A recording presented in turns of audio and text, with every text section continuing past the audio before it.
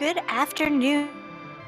Good evening, everybody. My name is Natara, and I am one of the two commentators for this Final Fantasy IV Free Enterprise 2v2, otherwise known as Partners Race. My co-commentator today is going to be Smapty, and our tracker is Maggie the cat, and of course, Math Girl is our restreamer. So without I think we're going to get this race started. Smapty, do you want to start to kind of introduce the concept of what this 2v2 is? Yeah, 2v2 was sort of a casual game mode for the Free Enterprise Randomizer. Started building up here and has exploded into one of the more popular to play Free Enterprise. The way this works is that all four of the runners that you see today are going to be playing the same seed of Free Enterprise. Now, two of the runners are going to be in voice chat with one another. In this case, Moonblaze Wolf and Simbu are on a team. They're going to be communicating with one another. And Zyrak and Poitrak will also be on a team communicating with one another. And they're able to talk back and forth about any item locations they find, any characters they find, anything about the game.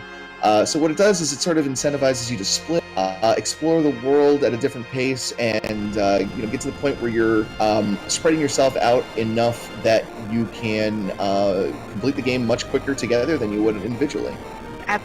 Absolutely. And speaking of working together, the teams are set that the top row, Moonblaze Wolf and Simbu, are one team, and Zyrak and Poitrak on the bottom are our second team. So they will be communicating over voice channel, which is the only way they're allowed to communicate, and they will be checking different things. So you're going to see them splitting up very early. Started with, you're supposed to generally get two separate characters, but they have all started with two Palams, which is a difficult start, but will quickly get quite powerful. Yeah, speaking of teamwork, one of the interesting things about the Free Enterprise Randomizer is the two twins, Palm and Porum, normally have this twin cast ability that they can use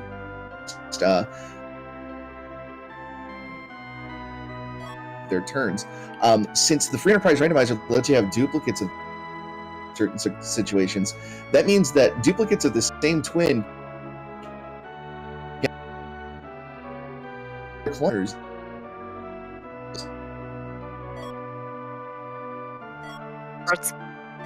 Get spells. Thankfully, his spell growth is quite fast, so he's going to start getting good spells earlier rather than later. But yeah, that twin handy until that time.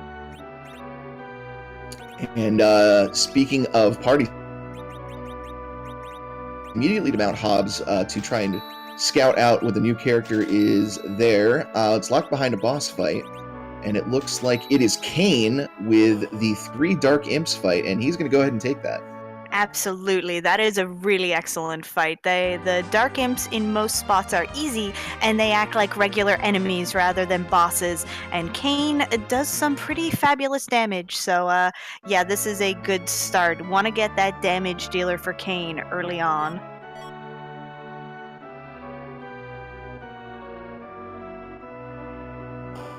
So yeah, one of the flags that we have set up here is T3. What that means is that sort of dictates what kind of treasures can be in the treasure chests that you find. The standard flag set for most 2v2 races is T4, which means you can find even the rarest of items in treasure chests. These are some of our more experienced 2v2 runners, so instead they're going to be playing on T3, which still means there's going to be decent loot in chests, but you're not going to find anything game centralizing like adamant armors or crystal swords, anything of that nature. So they're going to have to communicate very well about finding sort of that mid to high tier loot, because that could be what gives them an edge here, especially in the beginning of the game. Well, if they got an edge, that would definitely be fabulous. Ha ha! Oh, Natara, that's not likely to happen very early because we have that character flag on that limits Fusoya and Edge to being available later in the game. Yeah, that means in order to get one of those two characters, they're going to be locked behind a key item of some sort. So it limits their availability because they are considered to be the two most powerful characters in this randomizer.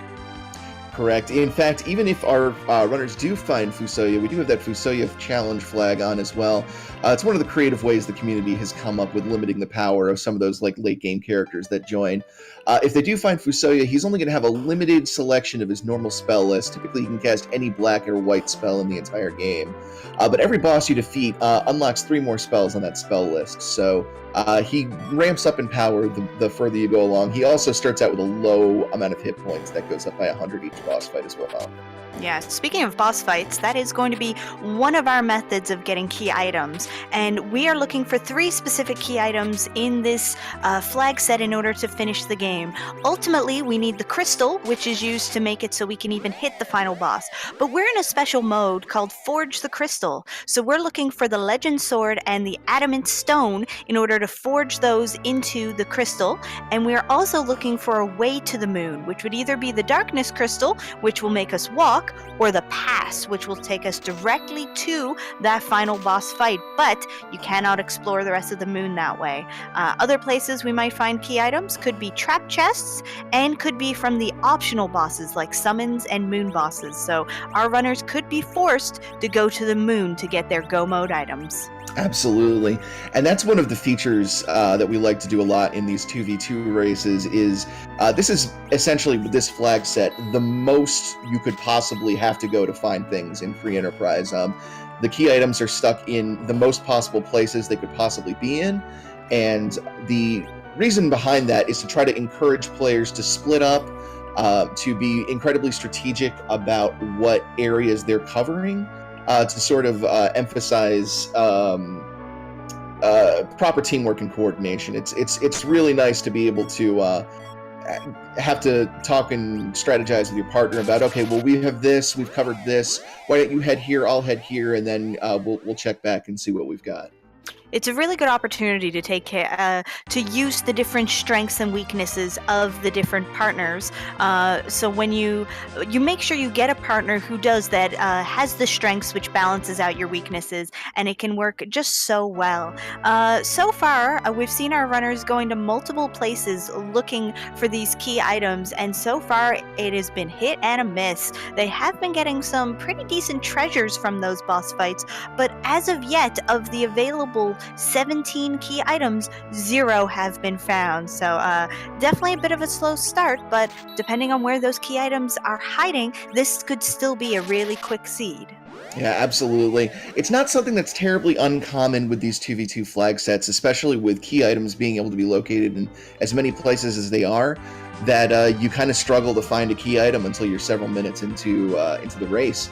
A lot of times in the 2v2 races I've run, we haven't found a single key item until we get the one that allows us to leave the overworld, which is typically the first thing our racers are going to be looking for. That's either going to be the hook or the magma key. Both of these allow access to the underworld, which opens up an enormous amount of extra checks. Now, the other possibility, they could find the Darkness Crystal, which grants moon access, which is a much more difficult route to go, since you're looking at a lot of endgame bosses and extremely high-level trap chests to get your key items. But either of those are going to open up another wealth of opportunities for our runners to check. Absolutely. And because of the nature of this particular flag set, they are going to need to unlock the underground no matter what. And there are certain items which they can find, which will make searching on the moon, if that is their progression path, a little bit easier. So, but yeah, no one really wants to start with that moon hunt, but more than one seed has made it. So you want underground access? Better scour the moon first. Absolutely. Now we can see that both Simbu and Poidrak are checking the Antlion Cave for their respective teams here.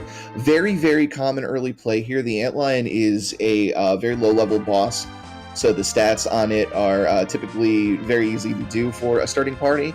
The other benefit here is that there are an enormous amount of chests in the Antlion Cave looking for loot here. I see some things like Star Veils, which automatically put up the reflect status, things like that. So already getting some decent items in here, but the CPU fight, not exactly a fun thing to do early on, especially when you've got two black mages. Yeah, absolutely. One of the difficulties with the CPU fight is if you kill either both of the attacker and the defender, that CPU part will actually start using Globe 199, which just does maximum damage to your party. Even at this low level, it is bad. We're actually potentially going to start seeing it on Simbu's side if we don't get some damage done on that main part to kill it sooner rather than later. So CPU in any position can be difficult, but if you know how to balance just killing that defender until the main CPU part, it can be not too bad. Yeah, and Simbu takes care of it. Very smart combination of using the twin cast ability there and Kane's jump ability. The very, very nice thing about that is that Kane was the one that took the Globe 199, so he went down instead of his two Palums. The reason that's good is Palom starts out one level away from being able to cast his tier 2 magic. So as long as Palom gets some experience from this Antlion fight, Palom is going to be able to go into the next boss fight at a significant power increase of that tier 2 magic. So you can already see Poidrak is in the complete opposite predicament here. With only Kane alive, those Paloms are going to have to rely on Twin Cast to do damage in his next fight. Yeah, and opposite to those Antlion fight, we have Zyrak, who's currently in the Eblin Castle. And what's in here are 3 trap chests, so he is going to have to locate them. But that is 3 potentials for key items. And often, even if there is not a key item in those particular locked behind those chests, you do have the potential of better items locked behind there. So that can be great for some treasure. The particular randomization of treasure in this game is it's unbalanced, meaning you can find a bit of most things everywhere, but it's not completely random where you could find adamant armors in chests. So they're definitely going to be searching a lot of chests to find good things, but yeah, those trap chests, not only are they key item potential, they are better item potential. So definitely good there. And experience. Right, you are. And just as you said at the end there, the experience, definitely not something to overlook there.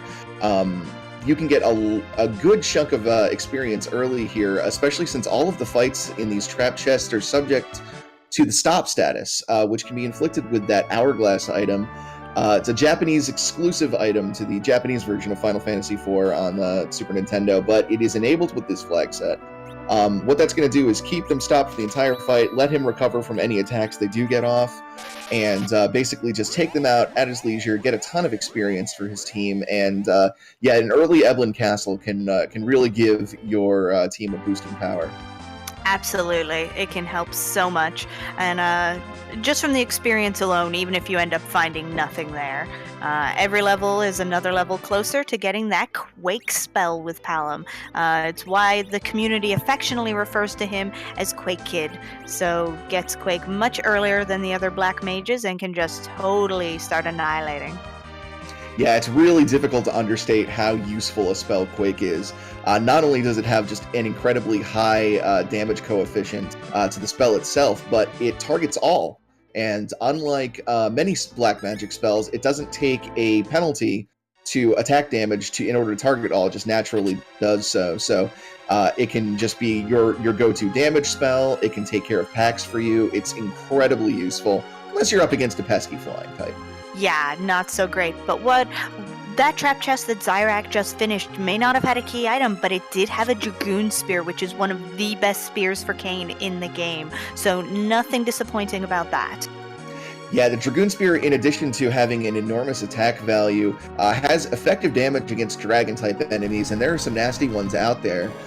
Including the King Ryu's, which is a random encounter on the moon that is known for giving a massive amount of experience.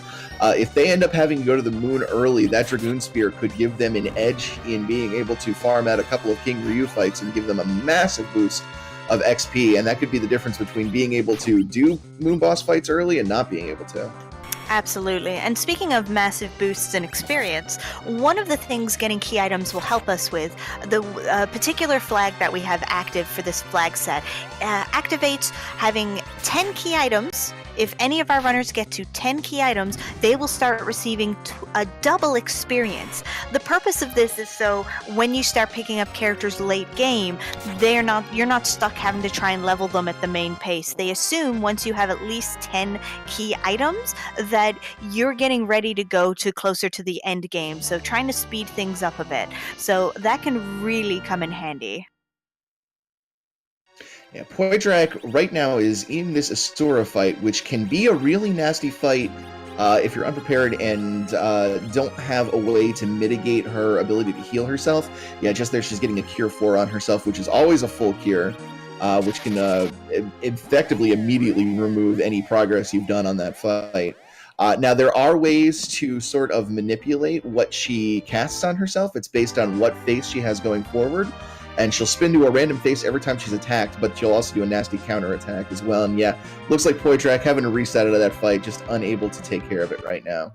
Yeah, and you have to do that sometimes, even if your partner can do it. Sometimes either you don't have the same party build they do, or you just don't get the correct luck to manage it. So we're seeing a lot of our runners redo fights that their partners have done, even though they don't have key items. And that's because there's multiple bosses which have just really good equipment, and that's something they're going to want as soon as possible in this run. So those protect rings from the Antlion Cave are just so important for our squishy mages. Everyone is making sure to go and do that. Yeah, the Protect Ring, definitely one of the best accessories in the game. Some might even call it the best. It can really make the difference between getting one shot and surviving a fight, especially on these mage types that have incredibly low hit points in defense. Absolutely. So it looks like Simbu has joined Zyrak in the Eblin Castle, and Moonblaze Wolf is actually single dipping or going originally into the Tower of Zot. Now, you do need a key item to finish the Tower of Zot. However, there is one trap chest here, so it is often a really good check to have one of the partners go into Tower of Zot and just handle that Flame Dog chest to hope that your progression item is sitting there. Yeah, something tells me Moonblaze Wolf probably drew the short straw here. I know, at least when I do 2v2, it's always a bit of a drag to have to go into Zot for just this one check, but you never know what it could be. I believe I just saw Zyrak find the hook in Eblin Castle. Even the third trap chest, so nothing else a key item wise in here, so that is progression. So the hook is one of the two items which will take our runners to the underground. They are going to need to summon their hovercraft from Dancian Castle. The problem with Hook is Hook progression into the underground is blocked by two bosses. But there are also two trap chests on the way, so it is entirely possible they could find the other way to the underground there. But they will get a free character by going through that area. They will get another item shop, which can be incredibly helpful. But depending on how their party is set up and what bosses are sitting at the top of the Tower of Babel, that can be dangerous and really quite the block in some of these seeds. Yeah, absolutely. Now, given their party makeup right now, it wouldn't surprise me at all to see Zyrak immediately take that hook and go right into Eblin Cave, and indeed it looks like that's what he's doing. With two Palums, and you've got the Mad Ogre trapped chest in Upper Babel before you get to the two bosses that the hook path guards. That gives an enormous amount of experience, and if you manage to do the life glitch, which is a oversight in the code that allows you to basically get double experience from enemies if you use a life effect on them as they die, you can almost assure that Palom is going to get enough experience to get to Quake before you get to those bosses. And with two Quake kids casting Quake, that's a pretty strong place to be against going up against the hook bosses. So hopefully we won't have too much trouble here. Absolutely. So our next key item turns out that the trap chest in the Tower of Zot contain the package. So the package blocks a character, and it also blocks a boss. Now, the boss is less important generally speaking, but one of the modes which is in this flag set is called no free lunch. So that means that you can't just walk around getting free characters or free key items that aren't blocked buy another key item. You need to get a key item to get access to characters and other key items. So in order to make up for one of the key items, which is usually just found sitting in Terraria with Edward, they've made it so finding and defeating the Mist Dragon wherever it sits gives access to another key item. So occasionally that boss will be locked behind that package. So could be important, but if nothing else, it's another key item. Absolutely, and you actually could see that on Mooseblaze Wolf's screen. That's Mist Dragon check was something he was doing there. He went all the way to where you would normally fight the Magus sisters in the Tower of Zot. Ended up being Antlion, but he just wanted to check and make sure that it wasn't a sneaky Mist Dragon there that might have been holding access to, say, a magma key or something. Always something you just want to make sure you get that check done, so it's not just hanging on the back of your neck for the rest of your... Absolutely. Zyrak making sure to save and cure up before heading into Eblin Cave, because again, there's one trap chest in Eblin Cave proper, and there is one trap chest in the Tower of Babel, which is immediately afterwards. So you definitely want to be prepared for that. And we're hoping, cross your fingers everyone, that there's a good character. Speaking of good things though, Eblin Shop delivers with Cure 3s, Sirens, and Coffins. Now, for those of us who aren't familiar with the Japanese items, Smapty, what do Sirens and Coffins do? Well, Sirens and Coffins are two incredibly useful items if you want to get your grinding on. Sirens, when used on the world map, or, any map actually, will summon the rarest possible encounter on the encounter table for that area. You can get a lot of encounters that you would almost never normally see in regular gameplay, and a lot of these are extremely high-value experience targets. Some popular ones include the King Ryu fight that I mentioned earlier on certain floors of the moon. But lacking access to the moon, there's actually a very famous fight in the underworld on a particular peninsula. You can summon yellow dragon eggs, which are fantastic in that they don't immediately fight back since they are, well, eggs. And if you scramble enough of them into an omelet, it can get you a nice, delicious breakfast of experience points. Yeah, and only a life staff, the payment for Poidrak doing ordeals, but by completing manor deals, it means when Cecil is found for Poidrak, he will already be a paladin, which makes him very powerful. Tella will come with all of his spells, and that's 3 more bosses completed in order to unlock Fusia's spells if we find a Fusia. And thankfully, we have the Witchburn, which changes Wyvern's opening Mega Nuke into a random spell, which in this spot is Ice 3, and so sad. We don't care. Yeah, I think Wyvern kind of misunderstood the concept of burn there with the ice spell, but that is actually really kind of a lovely thing to see if you're Poidrak, and certainly going to be communicating that to his partner there, that, hey, I ran into Wyvern on ordeals, don't have to worry about that going forward. That's one really nasty fight that we just can erase off the table. It's out of the pool. Absolutely. And speaking of erasing off the table, and great news, not only did both of Zyrak's Palums just learn Quake, he found one of his Go Mode items. The trap chest in the Eblin Cave is the Adamant Stone. So to remind anyone who's joined us, we need both the Adamant Stone and the Legend Sword in order to forge the crystal required to finish this seed. So excellent, amazing find. Oh gosh, and Eblin just incredibly generous to our runners today. That is Rosa that is available as the free character for going through Eblin Cave. So what a reward. Eblin sort of apologizing here that you have to go through it by offering a Go Mode key item and the best white mage in the game, arguably the best character in the game. Yeah, I would argue it. Yeah, Rosa is just a fantastic addition to the party, and that's going to Zyrak feel way more comfortable about his setup going forward. Yeah, she is bar none the best white mage. Her spell growth is good. Her HP growth is just top compared to all of the rest of the white magic containing folks. Actually survive hits, especially against final bosses, which is really important. Party composition in this run is twofold. Can you survive the enemies and the bosses you need to fight in order to get to the final boss? And then can your party survive the final boss, who is no slouch whatsoever, quite the opposite, in fact. Absolutely, and not only is she a fantastic defensive caster, but she also got that aim command and can do some really nasty damage with bows. The way attacks work in this game is that whenever you attack, it's actually a series of several attacks at once that are rolled individually with their accuracy. Rose's aim command bumps the normally shaky accuracy of bows up to basically perfect, so she can do a significant chunk of damage if you find a decent bow for her, and she doesn't need to be doing any healing on her turn. Oh, Kainazo sitting in the Baron Inn in the second fight. That's rude.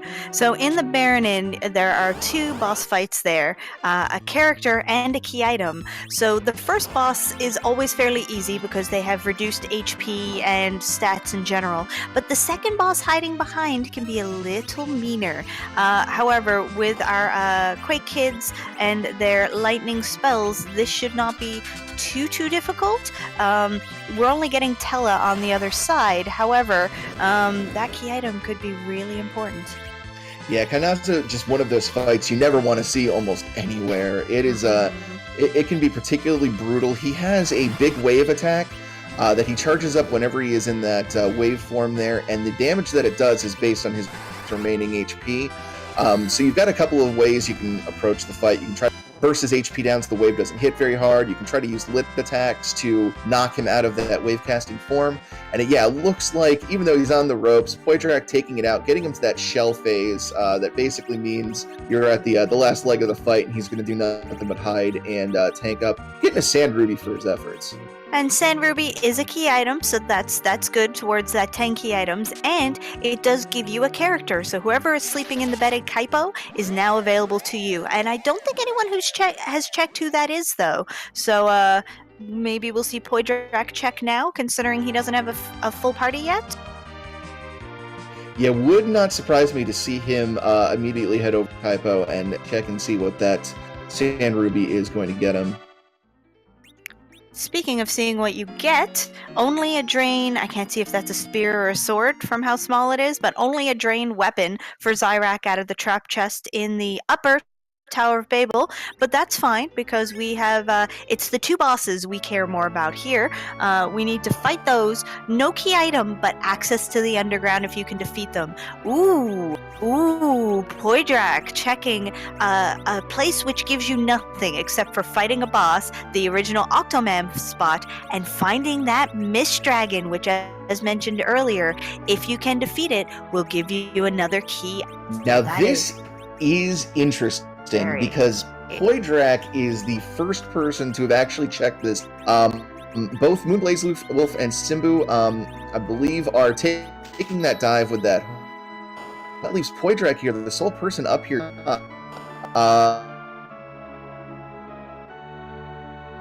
He might still check this, but if he does, Dragon does pay off with some. This could be an enormous hit to Zyrak and Poydrak. Nothing. If you find Fusei early enough on that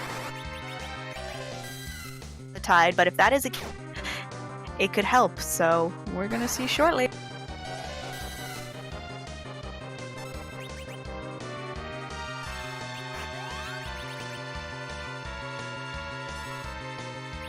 Okay, Zyrak has found Mylon Z, is the first boss in the top of tower. Not the best fight to find up here, but certainly not the worst.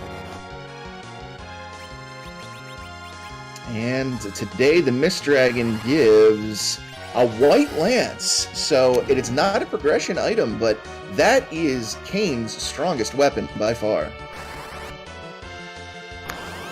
So we definitely won't say no to that, especially to Poydrak, who did not find that Dragoon Lance earlier. So yes, very, very good.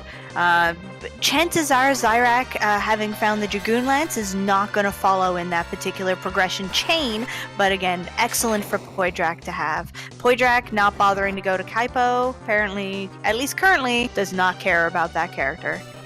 Yeah, it's when it comes down to what you want to outfit Kane with, the Dragoon Lance and White Lance are largely interchangeable.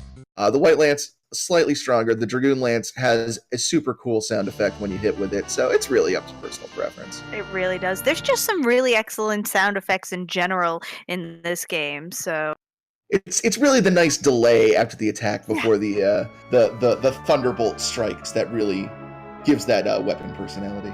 absolutely. And to answer chat, we have no idea who's in Kaipo. Nobody has checked it. And Moonblaze is the second person to get the Sand Ruby, and maybe he'll actually go and check. Because so far, nobody's checked, so we have no idea. Zyrak not having a good time against Mylon Z. This party is weak. Like, they don't have a lot of HP, so we're just trying to out-damage Mylon. So here's hoping. Yeah, Mylon Z is an incredibly straightforward fight, but it is a brutally straightforward fight, especially if you find it in a spot like this that can be incredibly fast. All Mylon Z is going to do is attack over and over, but that attack is going to do a ton of damage to this incredibly mage-heavy party. So, yeah, it's going to be kind of a slugfest to get through this. Yeah, absolutely. Moonblaze also not going to bother to check Kaipo, is heading straight to Manar Deals. First, he and Simbu are on a team together, so they are unaware that there is no progression item up here. But again, it is extra experience. It's some more bosses defeated, so not a total loss, but especially where each team is checking it, but it is going to be a bit of a time loss because, again, there's nothing there.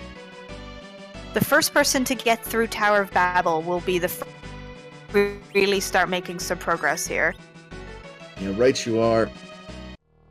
He's in that Octomam spot, having a little bit of trouble. Octomam, kind of a similar fight to Mylon Z, actually, in that all physically attack, but it's going to do so with a blistering speed. It looks like Simbu has figured out how to get through this here. Just going to back throw that Kane, so Kane is only going to take minimal damage from each of Octomam's attacks. Every couple of attacks that Octomam takes kills one of those tentacles off, and every tentacle that Octomam is down is going to reduce its speed proportionally. So, as you can see, down to 2 tentacles, Octomam not attacking nearly as much now. Should be a simple matter to have Kane finish this off. Be interesting to see if Simbu tries to get the rest of the party resurrected now that he's down to just the 1 tentacle. Looks like indeed that's what he's going to do. Help finish off Octomam and make sure everybody's getting that experience there. So really well played by Simbu there. Super important move because we want to get experience is not split in this particular flag set, so the amount of characters you have alive or dead is not going to change the amount of experience each gets, but as with every seed, you can't get experience if you're dead, so we do want to get that kind of max amount of experience to help level these folks up.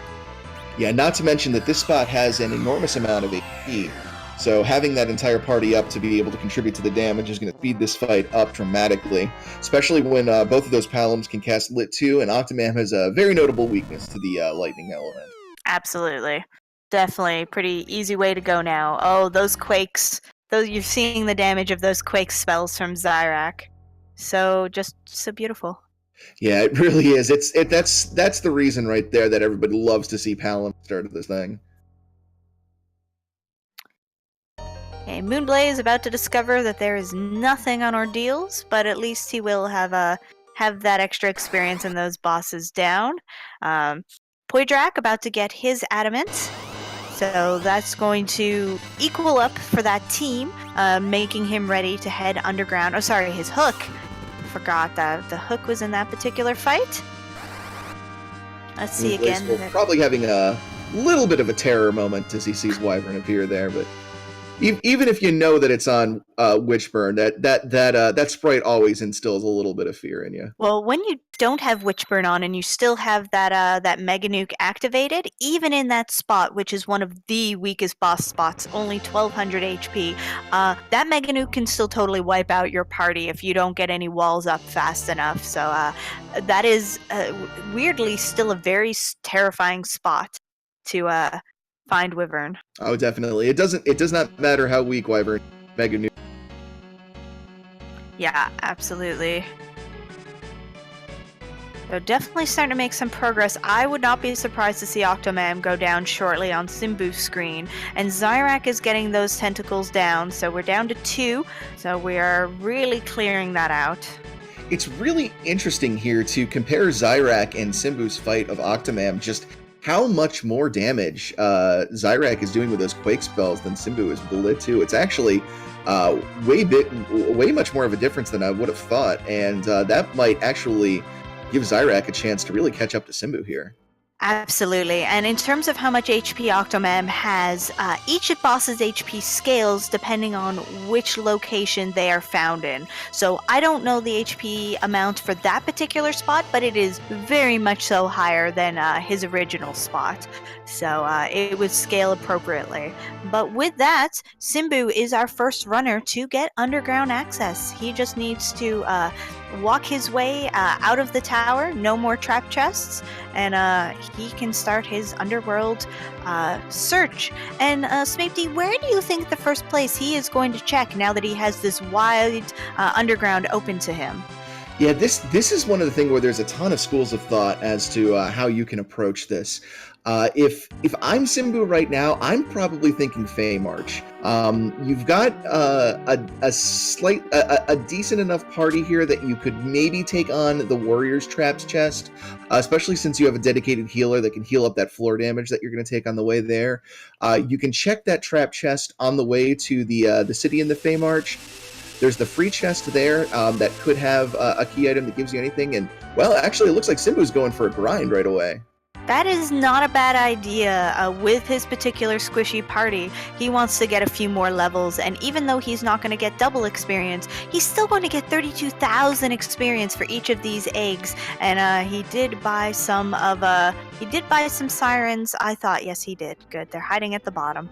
So yeah, definitely a smart idea to just, and that kind of plays more into your theory that he is going to go for the Fey March, because again, there are 2 optional summon bosses down there who could have key items. So it's less than fun to go down to the Fey March and have to leave because you can't defeat those bosses. So sometimes you can't help that, but you don't want to leave if you don't have to. Yeah, absolutely. And you can see the power of that Dragoon Spear that Kain has there. The egg is a dragon egg, so it is considered a dragon-type enemy. So dealing a massive amount, I think over 4,000 damage on one jump to that egg. Looks like Simbu is realizing he's not even going to need to do... Well, they're still doing the jump, I guess. Those eggs have about 1,800 HP, but if you don't do it in one hit, the egg will hatch into a dragon. So Simbu just wants to make sure that he's killing that egg right off the bat each time so that he doesn't have to deal with that dragon fight. Absolutely. And no one's checking the Sand Ruby because it doesn't have progression. Yes, it absolutely could be Fu. It could be Paladin Cecil. It could be any number of just excellent characters. However, right now the important thing is progression, and all each of the teams is seeing is that they are personally not finding progression, and all they can think is, what if the other team has already made it into the underground? What if they have already found some of the other Go Mode items? So they have a party they can work with, so they're just rushing to progression as fast as they can. So it doesn't mean we won't see someone check that later, but right now, one extra character is not going to change much.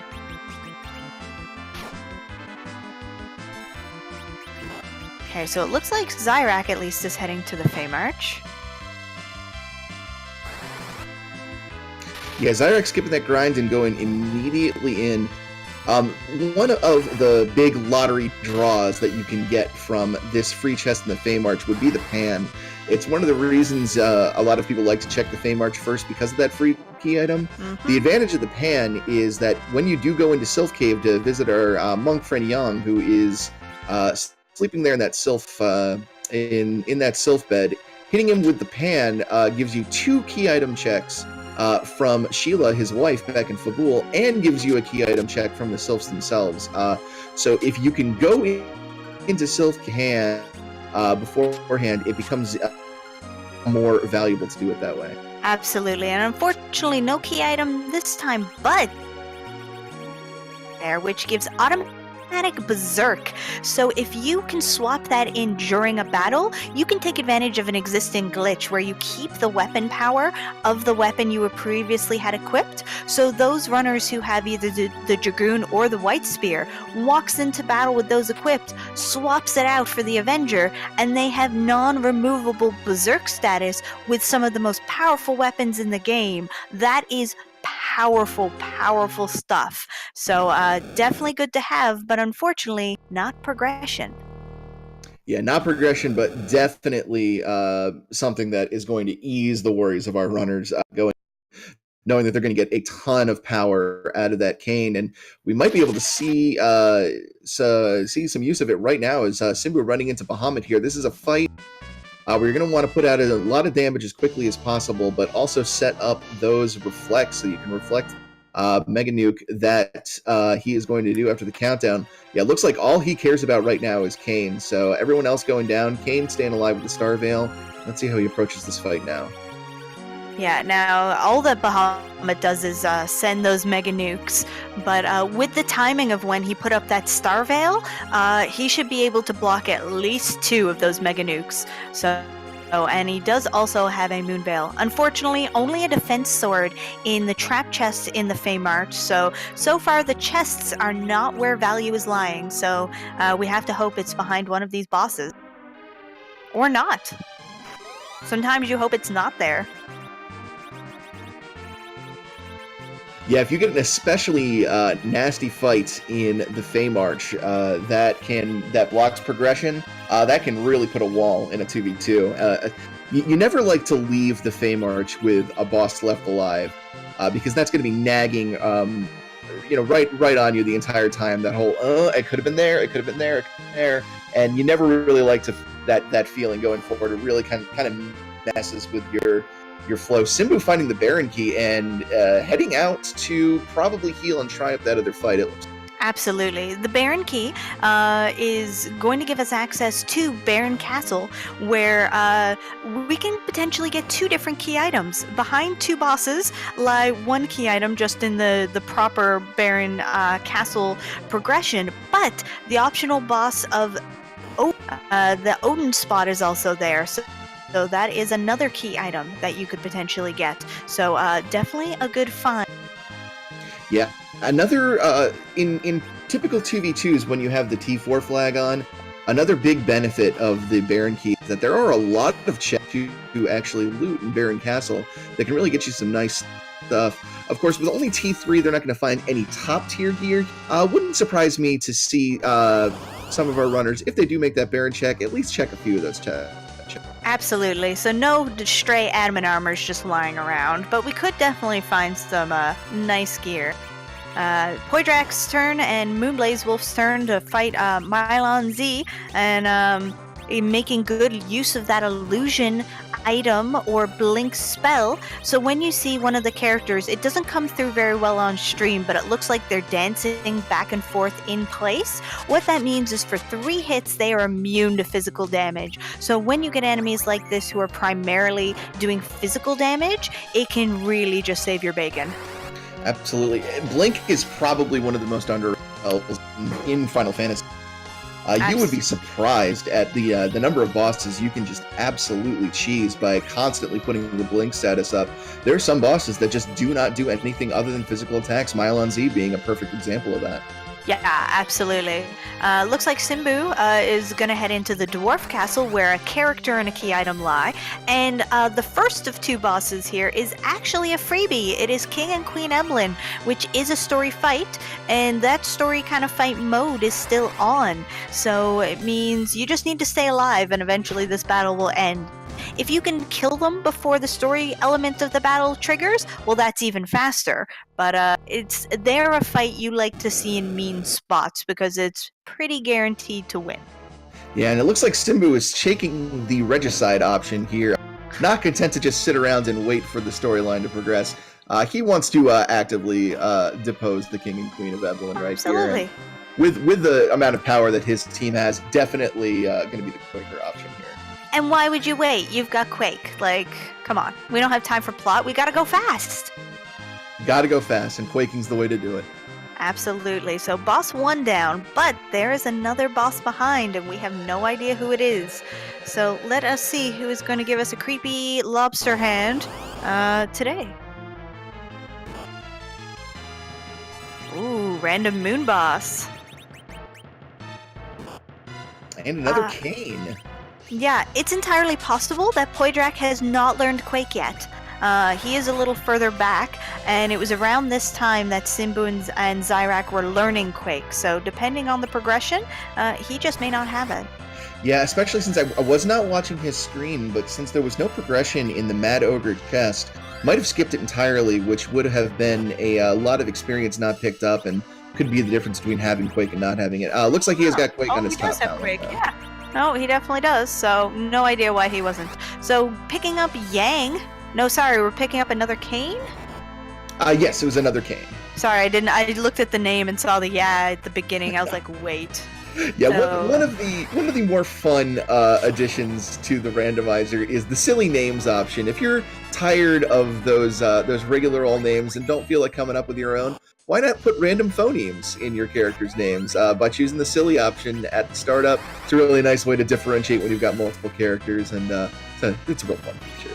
Yeah, you can definitely do some. There's a lot of little just quality of life or just fun features which have been added into this. Speaking of features which have been added, to interrupt my thought. Go right ahead, yeah. That is Go Mode item number 2. That is the Legend Sword. And with access to the Underground, that now gives Simbu the crystal, or it will as soon as he brings it to be forged. Now, he is just looking for a way to the moon, and then they can finish the game as soon as they're strong enough. So that is early, almost Go Mode, because again, they need access to the moon or to the boss, but it means they don't need the darkness crystal, they don't care about the rest of the moon, they just need to get that boss. So if they can find the pass, excellent. That is really good. Yeah, and this is one of those rare instances where you actually have the ability to forge the crystal in a 2v2 flag set before you have access to the moon. Usually these races end with sort of a scramble to find that second part of the forge the crystal that you need. It's usually not scrambling to find a way to the moon, but really interesting turn of events here. Absolutely. And so the pass is a key item in this particular flag set, so we are going to have to keep hunting through these trap chests and bosses, trying to find the pass or the darkness crystal. But again, that's 2 different items, so we'll take either one that we can find. The point I was going to mention earlier is we have the option to turn on and turn off certain glitches in these flag sets. And one glitch that I've seen people turn on, but I haven't actually seen anyone use yet, is the MP underflow glitch, where you can overspend your MP in order to get an extraordinate amount, basically infinite MP, though you can only use it in battle when you are in that status. But either our runners have forgotten they have it, or they don't actually feel like they need it at this point, and either is valid.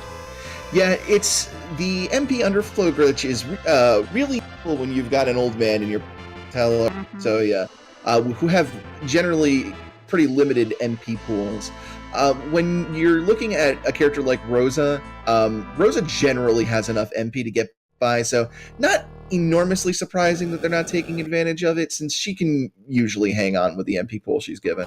Absolutely, yeah. Her and Palom both tend to get pretty decent amounts of MP, so they tend to need it a lot less. But both of the old men, Tella has and only will have 90 MP, and Fusia only has 190, which when you have a nuke spell, which costs 40 or 50, not sure the exact, I think it's 40, either way, a lot of MP, that goes really, really fast. So that MP underflow can really help as long as you're not being healed. If you're fighting a battle where you are healed beforehand, MP underflow's doing nothing. It is 50. Okay, thank you. Yeah, it's also interesting when you have Tella, because the MP underflow give you access to Tella's Meteor spell, which Tella normally isn't able to cast because of storyline reasons. They cleverly locked a 99 MP spell on a character with only 90 MP, but the MP underflow glitch, yeah, you can get right around that. Absolutely. And speaking of that, it looks like both teams are in no mode, at least for their crystal, because Zyrak just got the Legend Sword as well. So that means both of their partners, if they don't have them, are aware of where that lies. So, but right now, the important thing for each team is to find out where that Darkness Crystal or pass is. So they're going to be definitely splitting up and searching different options and just trying to find whatever they possibly can. Yeah, and this is a really interesting example of sort of when they got these certain characters, determining a little bit of the routing. Just to sort of put this in perspective here, Dwarf Castle is normally not a very attractive check because it's two bosses that you have to fight, and you only get one key item for it. But it does give a solid amount of experience points. Now, because they got Rosa so late, she hasn't progressed as much in her spell learning as she would have if they'd gotten her earlier. If they'd gotten her earlier, she might know the float spell already, which would have made Sylph Cave and its damage floor tiles that are negated by float a way more attractive option because of the 7 key item chests in there. If that had been the case, we might have seen our runners dive into Sylph Cave first, and they would have been completely on the wrong track. We might not have seen a Dwarf Castle check for a very long time. So kind of curious that her showing up later in the seed actually might have gotten them to go get that Legend Sword quicker than they would have. Yeah, absolutely. And it looks like, but we are checking that Sylph Cave now because with Tella in the party, with all of his spells for Poydrak, means we do have that float spell, making these checks a lot easier. You're not having to constantly heal. So definitely a great check. So we'll see if we can find that access anywhere. So far, we're just getting treasure, though. Yeah, and that's one of the benefits of having ordeals done is getting that entire spell list for Tella. Probably the sole benefit to Poydrak right now, but if that ends up being a Darkness Crystal or a pass somewhere in Sylph Cave, then he's certainly going to feel like that was certainly a worthwhile ordeal play. Absolutely. Moonblaze now going to get his Legend Sword. It's always interesting to see how the team split up that division of labor. In this case, since Simbu already has the items, he is going and searching for that. Hold a sec, I gotta... Oh god, okay. Anyways, so in the case of the bottom team, they're like, just keep searching, we're gonna find it. But Simbu is doing the searching in this case since he has both of the items, and Moonblaze is currently getting that, just going right ahead and getting the legend right away. So if in that case Simbu does find the darkness or the pass, it's an easier catch up. So it's always interesting to see how teams do. Yeah, absolutely. And it looks like Simbu has discovered the Darkness Crystal in a trapped chest in the Tower of Babel. So that is complete go mode for Simbu right now. Moonblaze Wolf probably going to be right hot on his heels as they head towards the end of the game now. Absolutely. The biggest thing right now is just getting those levels. So it'll be curious to see where they choose to do that grind, whether, since they're going to have to do the walk on the moon anyways, whether they're going to do the King Ryu grind. But it looks like with the particular party we have, Simbu is choosing to scramble some eggs. Yeah, either of these options definitely is going to work. The egg grind is a little bit easier. It's a lot less intensive. The King Ryu fight can be a little bit of a drag if you don't have access to the weak spell, since they do have a ton of HP, which can be hard to get through even with a Dragoon Spear. So yeah, can't fault Simbu at all for taking the less intense option, just going for the eggs here. Absolutely.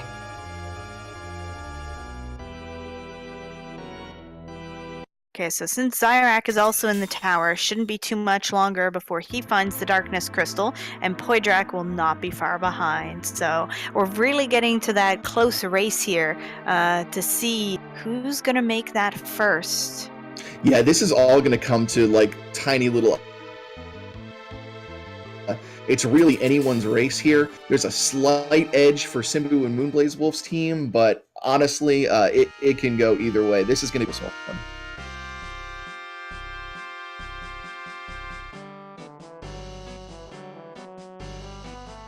I know if I'm in Poydrak's shoes right now, I'm going to be incredibly overjoyed to get the news here from Zyrak that he's got the Darkness Crystal, because there is no way I want to keep going through Sylph Cave any longer than I have to. Yeah, absolutely. Sylph Cave is terrible. I will admit to skipping it more often than I should and hurting for that more often than I'd like.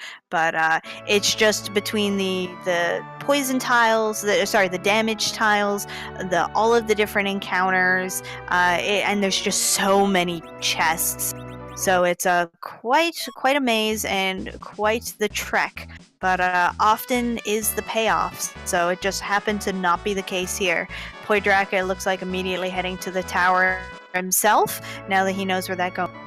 Because also, when it comes to finishing, it doesn't matter who finishes first. What matters is the average time of the team who finishes first. So in this case, probably the two runners who finish first on the same team, they will be the winning team. It's done by averages, so it really could matter. We won't necessarily know who the winner is until everyone is done.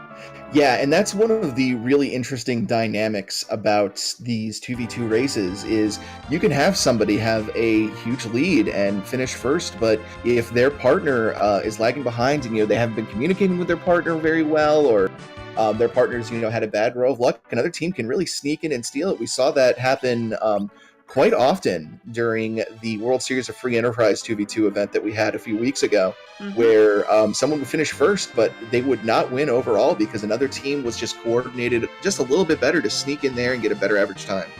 Absolutely. So that's where that searching difference and collecting of items difference can really come in handy when it comes to the actual win. Yeah, and it really helps a lot that if you have you're willing to communicate with your partner a lot. If you've got a major decision to make so that you're essentially playing both games at once. It helps to be a lot like, well, I'm going to go check Dwarf Castle. Do you think that's the right thing to do? And a lot of times it'll be like, actually, why don't you do Tower instead because X, Y, and Z? And that sort of back and forth is really important as far as the team dynamic, to make sure not only that you're both on the same page, but that you're both playing as efficiently as possible so that you can, finish with very similar times.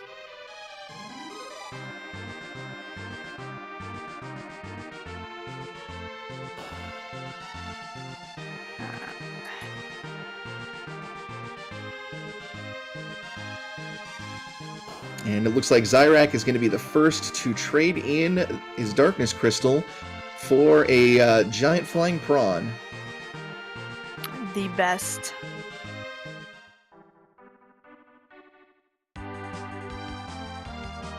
It's a shame. There's a lot of really excellent kind of Easter eggs which were added to this, and one of them is the harp music from completing the Cave Magnus and where the Dark Elf is, and it's randomized in every seed. And we're not going to see that so far, so we might be able to convince one of our runners to beeline to where that twin harp is hiding, because in the credits it will show us where all of the key items are, and maybe might be able to show you folks the music. Yeah, but there are a number of other little fantastic touches that are done in this randomizer. You might notice on some of our player screens the alternate color palettes for a lot of the characters. Those are all personally hand done by Scala Kitty in the community here. She does a fantastic job. And she also is responsible for the lion's share of one of the other Easter eggs that we will get to probably within the next 10 minutes or so. Yeah, absolutely. So we're definitely gonna... Final boss time brings us some excitement, so we'll take a look at that shortly. And we'll have a bit of a guessing game, but for right now, we're just kind of waiting. But actually, so Simbu, speaking of synchronicity, Moonblaze and Simbu are both ready. They have everything they need, and it looks like they're going to be heading up to the moon around the same time. However, oppositely, Zyrak is totally ready to go, but Poydrak seems still needs to get that legend sword and to forge the crystal. Yeah, so right now Poydrak hanging back a little bit, and yeah, you sort of see it's like we were mentioning earlier. Zyrak going to be the first in there by a hair's breadth there. Actually, no, looks like Moonblaze Wolf is going to beat him into the subterranean since Zyrek is looking around for a few items here in the shop on the moon. But yeah, just a little bit closer synchronicity between Moonblaze Wolf and Simbu, and that could be the edge that they need to finish just ahead of their opponents here. Absolutely. Yeah, that again, because it's that average, it can really matter. So we're not really going to get to explore much of the moon here. Oh, interesting. So speaking of things you can do with the Darkness Crystal, Moonblaze has not leveled up his character. So it looks like he is going to be doing the specific grind, which you can only do on the Giant of Babel, which is he is going to be fighting the D-Machines, or potentially the Horsemen, but usually it's the D-Machines. And that is taking advantage of the life glitch in order to get lots of extra experience in one fight. Oh no, he went there by accident, I think. That is the worst. Speaking of the worst, hi Edward. Bye Edward. Yeah, Edward showing up at the 11th hour to say, I can help too, and the party saying, I'd rather you not. Yeah, can you please just not? Just hang there, you're fine. Live on the moon forever. Yeah, I was interested to see if this was kind of an unorthodox D-Machine grind here by Moonblaze Wolf, but yeah, it seems like it was just a misclick. So. Oh my god, since when is there a chest there? I love watching these other runners do things because you see them go for chests you didn't even know existed. Like that hidden one in the Forge shop. Oh, yes. I did not learn about that chest. I have played this game since I was a child. I have played every re-release, retranslation, remake, remaster, whatever have you. I did not know that chest existed until I started playing Free Enterprise. There's so many things like that where you find out, you're like, oh, it's fabulous. So definitely so much fun. That chest in 2v2s has had adamant armors for me before, so definitely a good one to know. Oh, yeah, well, when you're in T4, any chest can have an adamant armor, so when you really want that extra boost, you're like, hurry! Check every chest. So yeah, you get to see the run through, but they're all heading to the big final boss of Zeromus. Now, while everything else in this randomizer is swapped around and shuffled, the final boss for the most part is exactly the same. He's going to have the same battle script, he's going to hurt you a lot, and most of it's the same. However, there is what is technically an optional flag, but let me tell you, you'll hear it if you don't turn it on. Referred to as the Z flag, where you can change the sprite of the Zeromus flag, and it's totally randomized out of a pool of almost 400 different sprites you could get. So what I can tell you is our lovely staff member Scala Kitty, who is in charge of those sprites currently, did custom make this seed for us. So not only does she usually roll really trolly seeds, but in this case she has customized which Zeromus sprite it is going to be. So while the rest of us have no idea, Scala already knows which sprite it's going to be because she made it so. So it's, we're going to see what she decided was good for us once everyone's done their extra grinding here at these King Ryus. Yeah, and like you mentioned, the Zeromus fight is the only boss fight that isn't randomized in the randomizer, and with good reason. It is actually kind of mechanically one of the most perfect endgame, just perfect capstones to a randomized RPG that you could ask for. It's incredibly mechanically intensive. We're still discovering things about how that fight works to this day. And it's just got these like really mathematically sound breakpoints as far as where you need your character's agilities to be, what hit point levels that you need on all of your characters, how much damage you need to be going out. That really makes it a fun and intense end to any randomized playthrough of Final Fantasy IV. So it really is fortuitous that this game has such a great final boss to send us out of.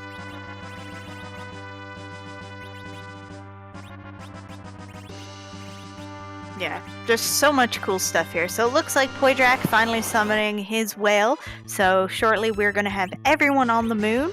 Yeah, it looks like everyone's choosing to do the King Ryu grind, which truly at this point, unless you're really comfortable with that grind in the giant is the easiest way to go here. We've got hourglasses, we've got powerful characters, and it just gives us so much experience, especially when we have not hit that double experience from the 10 key items. Yes, absolutely. Now, you might see on Moonblaze Wolf's screen that Moonblaze Wolf has Tella in his center spot. Natara, is there any sort of significance to Absolutely. So usually in the vanilla game, the center spot and the agility of your party is actually locked to Cecil's agility. However, one of the flags which is turned on is called agility agnostic. So what it means is it will take the agility from whichever character is in the middle, and that affects the speed or the relative speed of who you're fighting. So depending on where you are in the game depends on whether you want a fast or a slow character in that spot. So for this section of the game, especially for the final boss, Zeromus, you want to have not only the slowest character in that middle spot, slowing down the entire fight, but for anything below, or you want it as low as possible, but I think it's anything above 28, you start to worry about multiples of 14. So it's one of the things you want to keep in mind. But for any of our parties here who have Tella, he just has such low, really super low agility, and you always want him in the middle. He's gonna die, and you're okay with that. You don't need him to be alive, you just need him to affect the speed. Yeah, and it's that knowledge of agility and break there that can really separate mid and high tier runners of this game. Can really determine whether you're going to have a messy Zeromus, clean Zeromus. In fact, Simbu, one of the racers on here, has done a lot of research into just how that agility anchoring works in the Zeromus fight. He actually has some pretty high level videos out there if you're interested and really want to take your game up to another level. Absolutely. Just the general knowledge of the agility and the manipulation there can help your game a lot. But if you really truly understand how to manipulate those agility values, you can just do some magical things in this game. You can have boss battles where your bosses you're fighting literally don't even get a chance to attack. Yeah, it's pretty wonderful. And speaking of magical things, here at 1 hour, 4 minutes, and 30 seconds, Simbu is making the plunge. He is going to be our first runner into the Zeromus.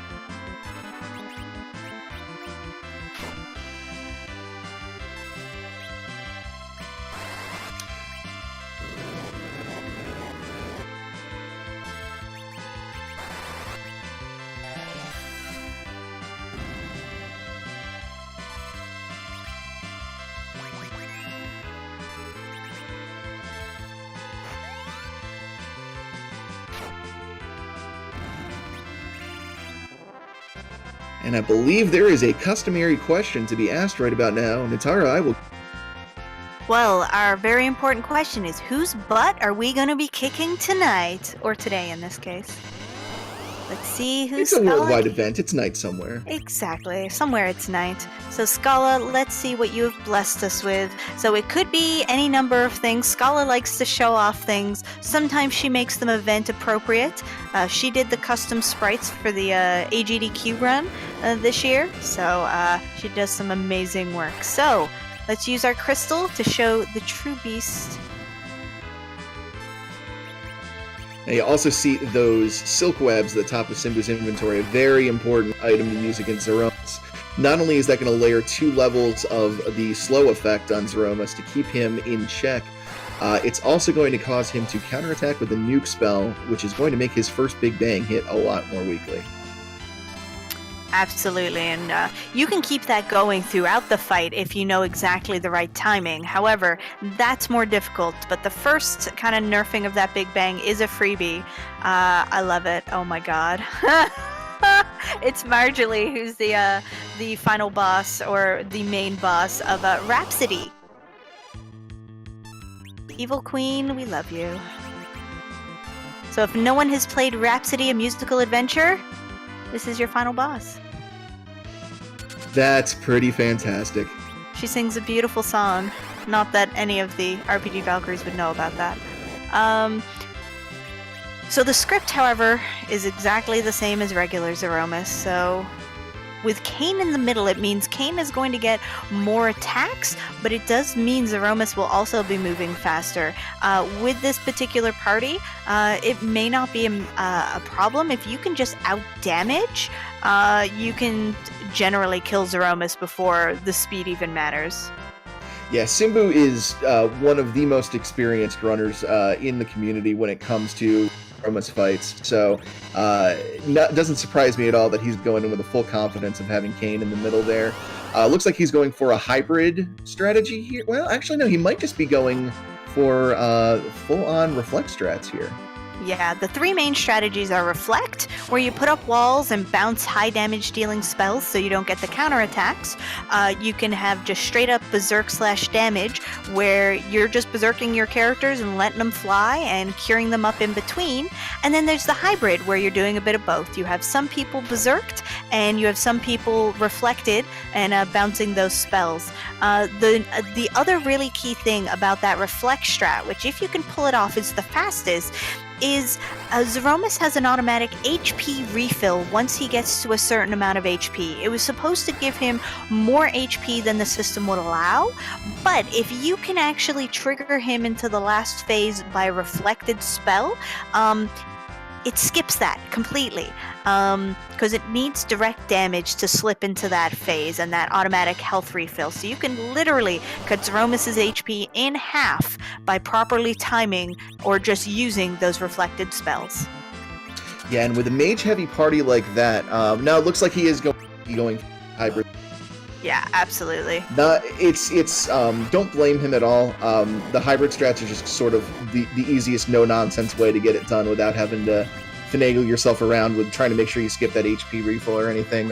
It can be very tricky to do in a lot of circumstances, so yeah, it does not surprise me at all that this is the route he's going. Yeah, and can be potentially dangerous because, as I'm sure you're noticing, those big bangs do quite a bit of damage, and we have some squishy party members, so we just kind of want to put out that damage as quickly as possible. So as nice as it would be to just do solid reflect, sometimes we just can't. We need that time, we need that energy to keep everyone alive so we can survive long enough. So it's actually a bit safer, or it's just a bunch safer to do hybrid strats. Yeah, depending on dice rolls, those big bangs can hit in excess of 2100, sometimes 2200 or even more damage. So both of Simbu's Palams are in danger of being one-shot by any given big bang. Now, the rest of his characters will be able to survive one. Rosa is more than likely to survive any big bang that goes out as long as she's fully healed, but those Palams are going to be in constant danger. Not to mention that the Big Bang also does set the HP leak status, so keeping them topped off is a little difficult. Absolutely, and with that final hit, Flash, Crash, Boom, Bang, our first Zeromus is down. So we have a final time from Simbu of 1 hour, 10 minutes, and 8 seconds. So GG to Simbu, but again, his partner also has to finish, and we'll get an average of those times to know the actual winner, because it looks like Zyrak is going to finish before Moonblaze Wolf. But excellent job to Simbu. Yeah, this is definitely going to have to come down to the calculation here, because Zyrak is in this fight looking to be in a strong place to be able to finish it with just as much ease as Simbu did. So it's really going to come down to those final two partners. Everyone is on the clock right now, though. Simbu has finished, so every second counts as far as getting Zyrak in to get a solid time to contest Simbu's, and then their partners coming in and closing. Absolutely. We're going to check with Simbu now and see if he's able to go and get that harp for us so we can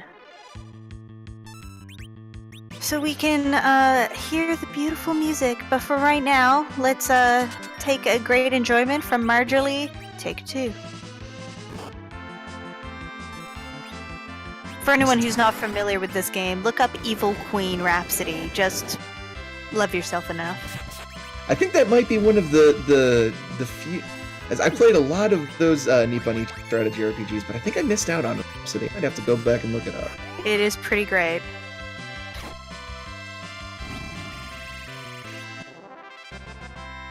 Yeah, so looks like Zyrak actually has quite the similar party build to Simbu. So it's going to have a very similar fight there. HP range is about the same too. So we're going to see whether he's just going to do wall strats or whether he's going to get a combined type going. Yeah, absolutely. Now you will notice that he is anchoring with Rose Kane. I didn't get a look at their stat screens to see what the agilities look like for either of those characters, but we'll see if we notice a difference in how fast Zeromus is actually, or we won't because Zeromus is down.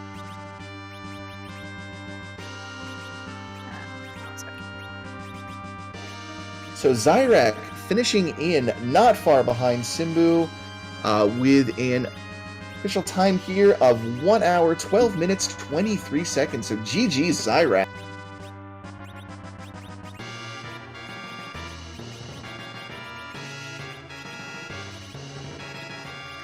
So with that, we have one finisher for each of our teams. There is currently about a 2-minute difference separating both teams.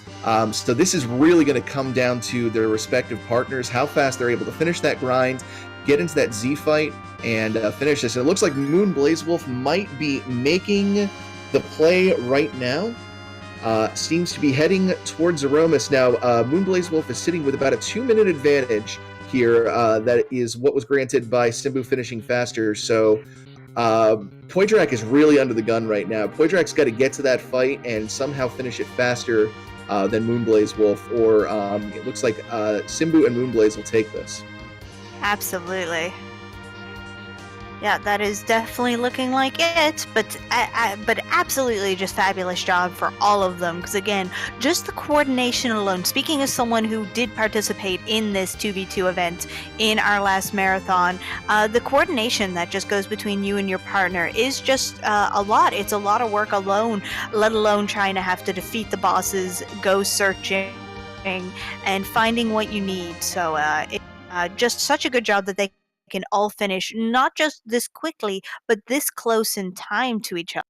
Yeah, it really is impressive, especially when you consider that, like I mentioned, this particular flag set opens up every possible location that Free Enterprise can generate a key item at. So with all of that said, the fact that they're still able to put up times at just over an hour is nothing short of phenomenal. These are some really fantastic runners that have put a lot of time and dedication into this game. Oh, and the twin harp is sitting in the, I believe that's the Ogopogo spot.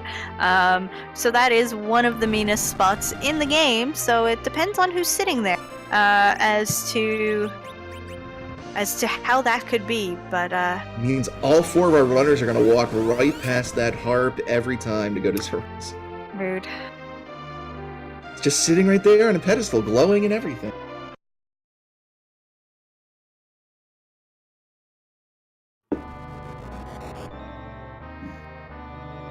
So kind of an interesting note here. Moonblaze has swapped Tella out of the middle spot. Again, didn't take a look at the character sheets for their specific stats, but Rosa might be in a better breakpoint for agility here than Tella is, which is kind of odd to see.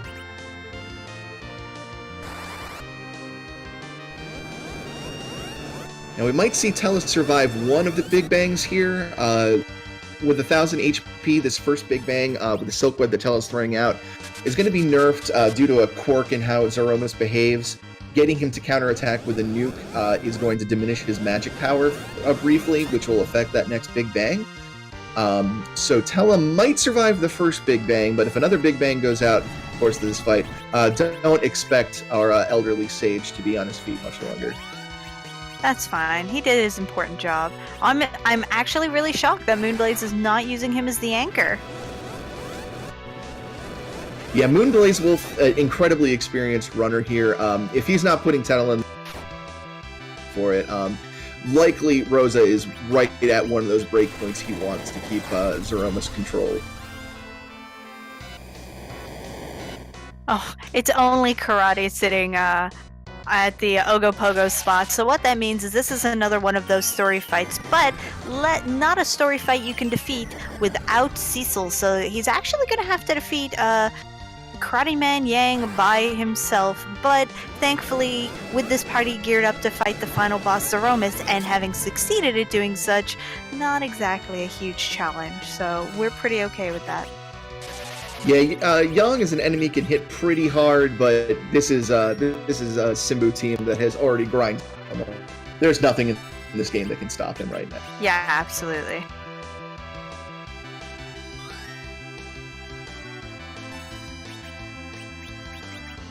Okay, so we've got our twin harp. In the meantime, we've been working in the background, getting Simbu to go get that twin harp, so we can for everyone. So we'll want to, pretty shortly, we're going to have the ever wonderful math girls swap over the sound to Simbu so we can hear that. Yeah, it is a free enterprise tradition that we try to get as much music played on stream as possible, so we'll enjoy the, as Rex Roll would put it, the wonderful tunes of DJ Spoony B.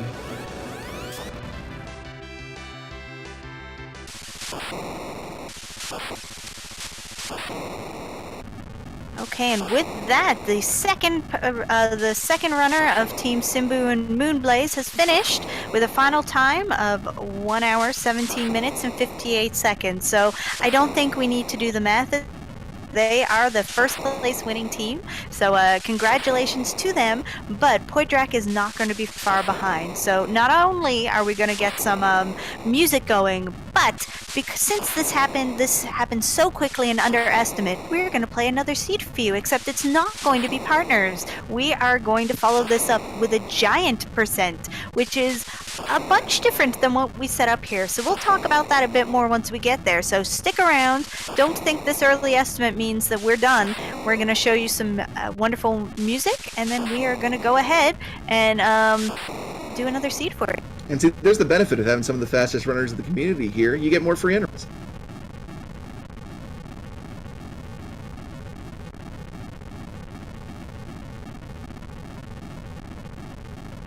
Oh, and actually, Poydrak running into a little bit of trouble here with his Zeromus fight. He's got a lot of his mages in Stardust right now, but he does have Kane alive, he does have... honestly, that's all he really needs to finish this fight off. Definitely a harrowing situation.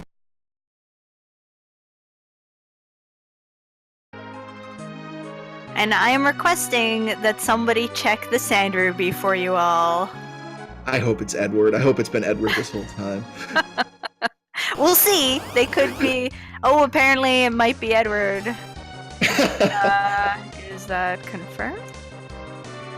Checking. Oh, let's see. So we won't know who's actually in this spot yet. Please, everyone, confirm for me in chat that you are getting the correct music. I have requested it, but... oh, Poydrak checked. So yes, apparently Edward was in that spot. Oh, yes.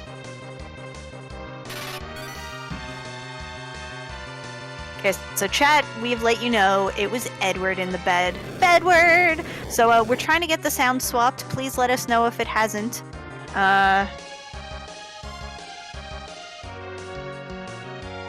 See if we can get the music. Okay, never mind, it's swapped. Okay, cool.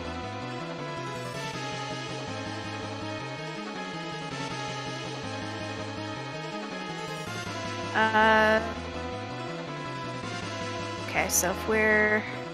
What I'm going to do is while we're getting this set up, I'm not going to talk so you can listen to the music, and I'm going to start getting us set up for the next seed.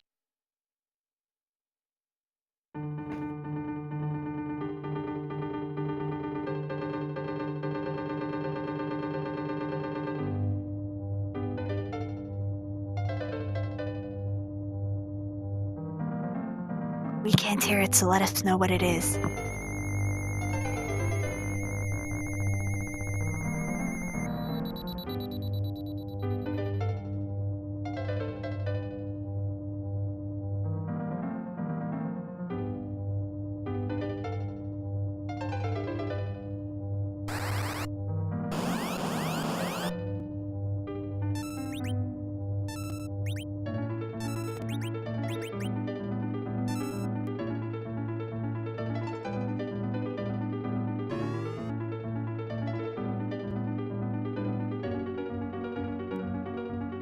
Oh, it's the Mega Sisters. How cute.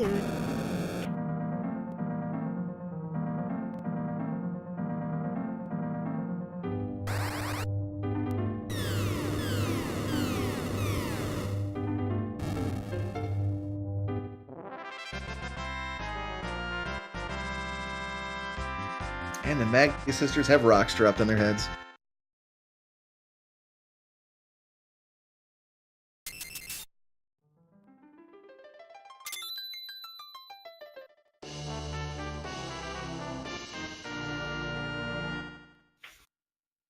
Yeah, sometimes when you end up playing a lot of these seeds, you just end up with mixing up the music and the strats. So yeah, Poydrak is struggling a little more than the others because his party is much lower health. So it just kind of demonstrates how just a tiny bit of HP difference can really just make this fight disastrous. So that is no sign of Poydrak's skill. He is such an excellent runner, but that fight is dangerous. Yeah, it's just one of the drawbacks of having to take any of the kids into this fight. They have much lower HP growth than a lot of the rest of the cast, and while they can be fantastic characters for much of the game, they tend to become a little bit of a liability in a fight with such a really hard HP check as a 1500 HP is certainly serviceable. A single high roll big bang is going to just put most of that party on the ground.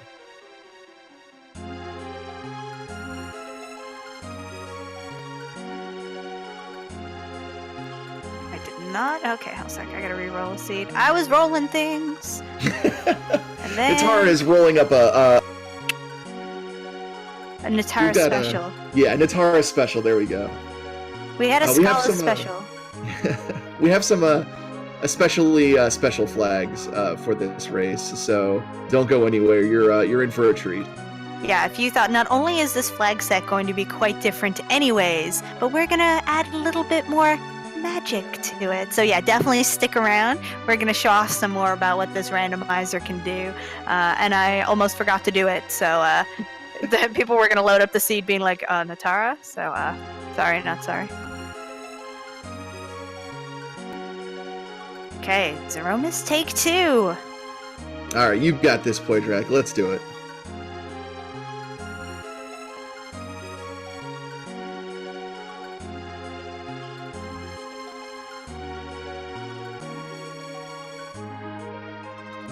Let's get some cheering going on in chat for Poydrak.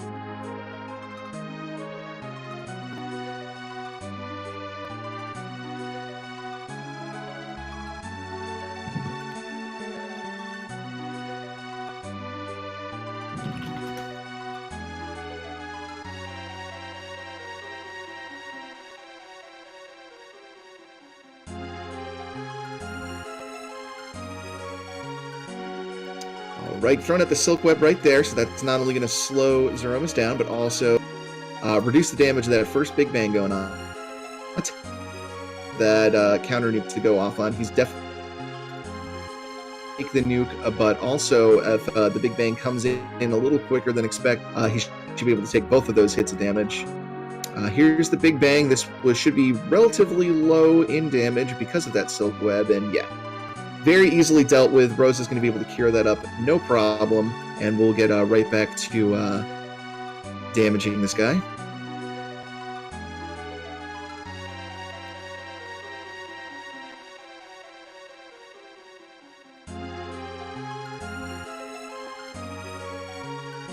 So yeah, with the 2 Palums, it looks like the bulk of Poydrak's damage is going to be from those reflected nukes here, doing almost cap damage.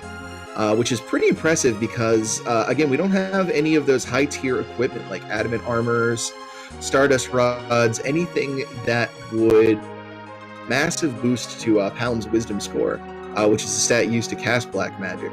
So it's really impressive and kind of really shows just how much Palom is able to grow naturally in terms of in terms of just raw stats. Rosa even adding into it with some white.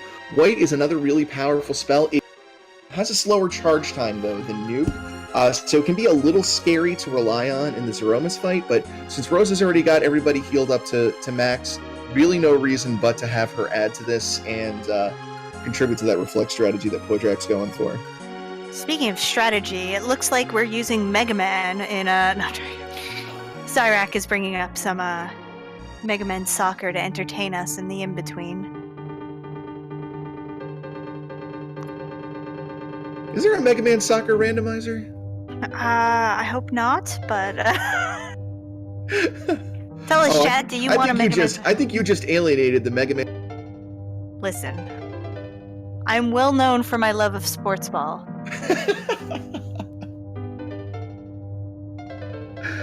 Rivers McCown Mega Man Soccer is a randomizer. That's a good. Where's the lie?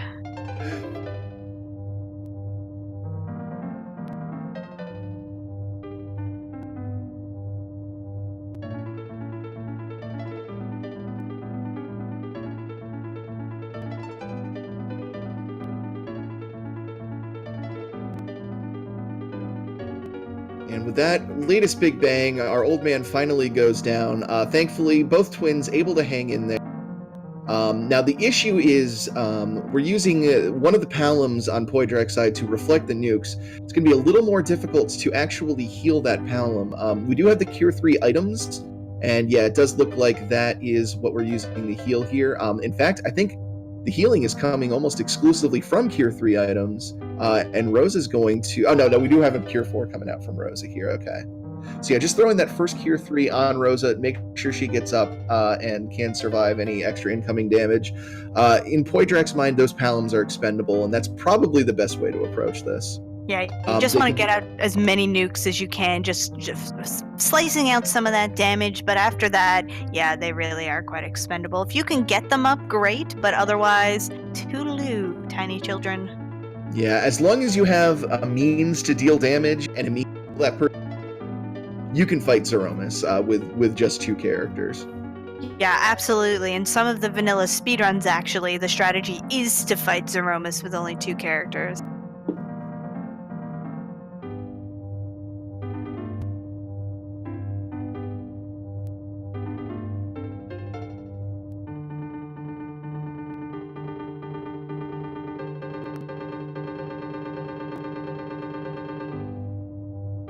And down goes Margilimus. So that is going to be our last runner across the finish line. Poydrak finishing in 1 hour, 29 minutes, and 11 seconds. That is still a absolutely fantastic time for this flag set. It is absolutely excellent. And again, sometimes that little bit of the party makeup can just really change things up. So I've provided the new seed to our runners, which they're going to set up shortly. This is not a partners race we're going to be doing. This is going to be 1 versus 1, or in this case, 4 versus 4. They're all going to fight against each other, and we should get this new seed up. We are going to try and make sure they all have individual sounds so we can hear music from all of them. But this is going to be a quicker one, and it's going to play quite differently. Yes, so we showed you one variant of the endgame conditions here with our 2v2 race, and that was Forge the Crystal, where in order to get the crystal, you need to get both the Legend Sword and the Adamant. Normally used in the side quest to forge the Excalibur, this time gets you the crystal instead. This time, we're going to be showing you Giant Percent. The way this works is instead of fighting Zeromus, your goal is to get to the Giant of Babel through the Darkness Crystal and defeat whatever 2 bosses are waiting for you at the end in what is normally reserved for the battle against the 4 elemental fiends, and then finally the CPU fights. So what's interesting about this is they're generally quicker since you have just 1 item needed to go into go mode. And since those 2 last bosses can be any bosses in the game, you really don't know what to prepare for. You have to have a much more versatile approach to your end, and you have to be a lot more flexible. It's a very interesting way to play this. Absolutely. And I think, just thinking we should reset our timer here. So we can pause that. We're going to reset it. Yeah, and then we're going to start it from scratch so we can get them all going at the same time. We're just waiting for our 4 runners to ready up, and then we will be ready to go. And the cat is probably out of the bag at this point, but we have an extra flag thrown onto the end of this flag set. The Vintage flag. This was our April Fool's joke for this year, was demaking Final Fantasy IV into Final Fantasy I. It was a really impressive job done by the developers of Free Enterprise. It's a really fantastic look. All of the music, all of the graphics, and everything made to look like this is a game from the Famicom. So enjoy a little bit more of a retro approach to the second race. Absolutely. Everything else is the same. It is just a skin. And just so you know, I'm going to count them in, and then we will get started.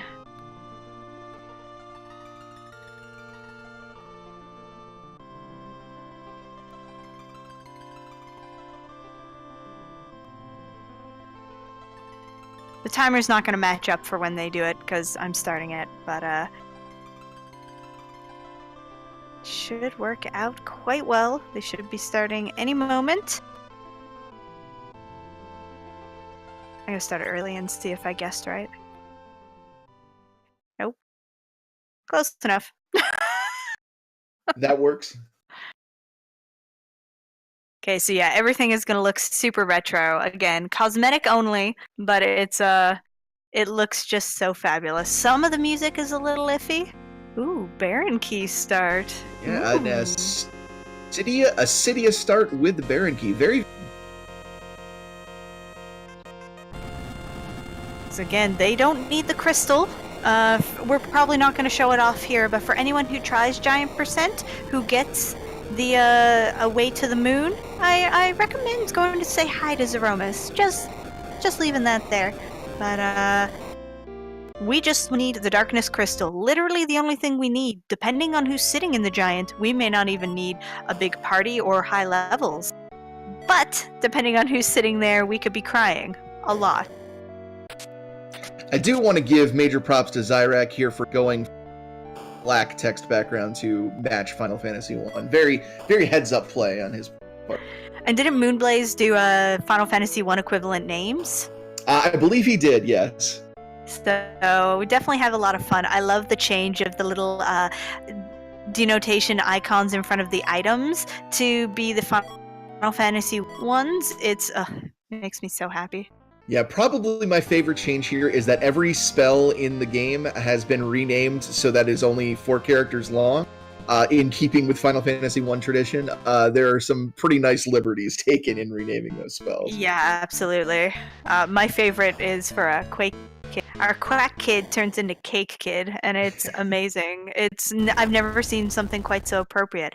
But that no free lunch flag that we had last time has been turned off. There is so much free lunch. So Simbu's taking prime advantage of that, getting the 2 free characters in Mysidia, which in this case are going to be Cecil and Edge, which could be really excellent if they end up doing Manor Deals to get that Paladin Cecil. And there is also a free item sitting in Terraria with Bedward. Yeah, with better access to higher tier items in this flag, Paladin Cecil becomes a much more attractive option. He's a character that's very, very limited by what sort of equipment you get. And, interrupted myself. Poidrax found Wyvern, and Wyvern knows Demolish. Oh, ow. That is the spell normally reserved for Golbez's pet dragon. Wyvern learning a few tricks of his own and taking out Sid, which is basically his only source of damage right now. Zyrak having a lot more luck with that fight, Sid living, and he might be able to actually clutch through this with Sid alive. Yeah, absolutely, because with that Witch Burn, often you get really just silly attacks which don't matter, but it's literally the entire pool of attacks from what I understand, so you can get Big Bang in there. You can get your Meteos, so you can, and as you see, you can get things like Demolish, so sometimes they're actually worse than Mega Nuke. You wouldn't think so, but they are.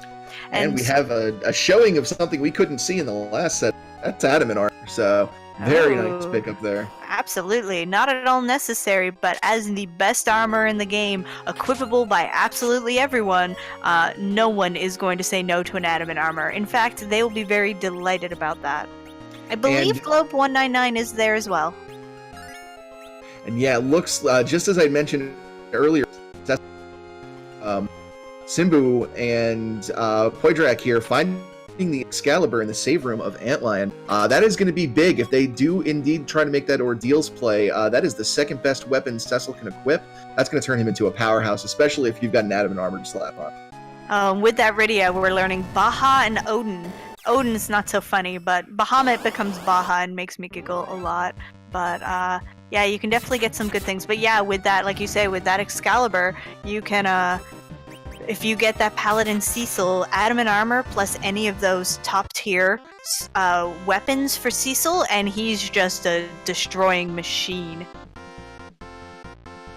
D-Lunar is a particularly nasty, especially as we just saw on Poydrak's screen. If you attack it with the fight command, counterattack by putting wall and spamming with virus. Simba was able to avoid it by just one-shotting it with edge. Poydrak not so lucky, but shouldn't. In the Antlion Cave, very, very easy boss spot. It's a really lucky place to find a difficult encounter like that. Absolutely. I think one of the hardest things about this particular flag set is simply how different it is from the one they just played. So they're going to have some habitual strategies in their mind, which are just pointless or make things more difficult than they need to, like going and doing Antlion Cave before picking up free characters and such. So that Legend Sword's nice for a free key item, but not exactly helpful in this flag set. And Moon Blazewolf is going to make that Ordeals play. A man after heart going for Paladin Cecil. I really, really like this. Yeah, this could be pretty great. Oh, that Heron Robe with a Dragon Whip. Wow, speaking of making people damage machines, Dragon Whip being Rydia's highest damage weapon for physical attack, and the Heron Robe only for female characters.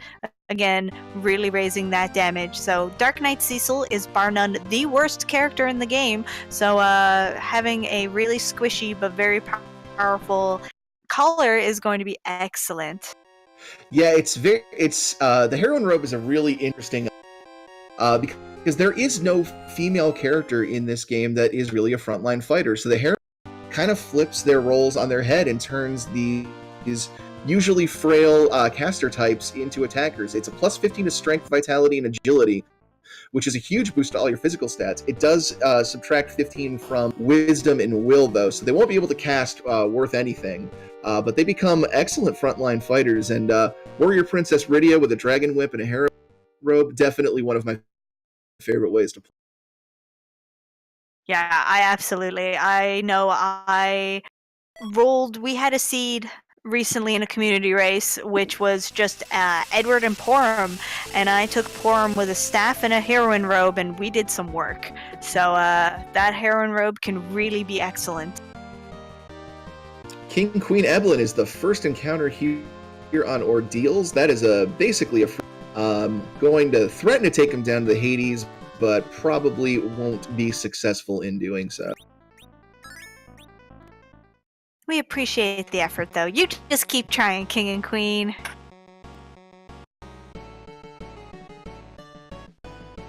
Meanwhile, Poydrak finishing the Fabul Gauntlet check. I didn't see what item was granted. Mashed through it really fast. I'm not even sure if Poydrak knows what item he got.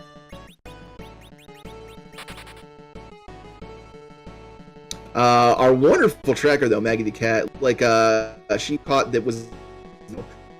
that is interesting. That opens a few more chests for Poydrak, but since they only need one item to get to the giant, it's not as huge as it would be in other flag sets.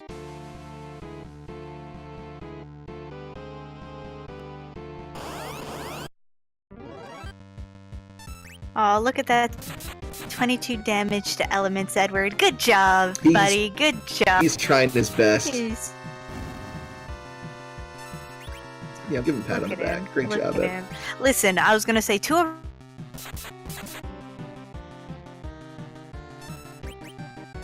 our runners have, so you squishy Edward into just destruction machine. 5 days. You can put that Adam in. You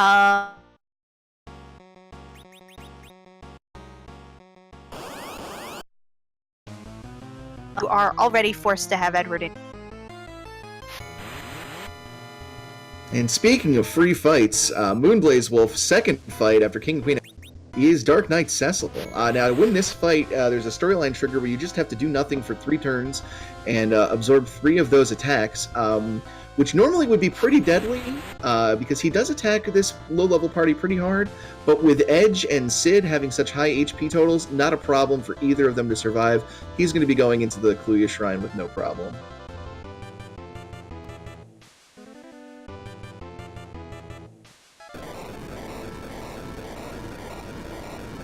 Usually in the vanilla speedrun, you hate to get that text because you're just like, oh, it meant I was slow. But depending on the spot you find Dark Knight Cecil, usually you're just happy because it means the fight is over and you survive. Yeah, that can be one of the most terrifying fights to see in some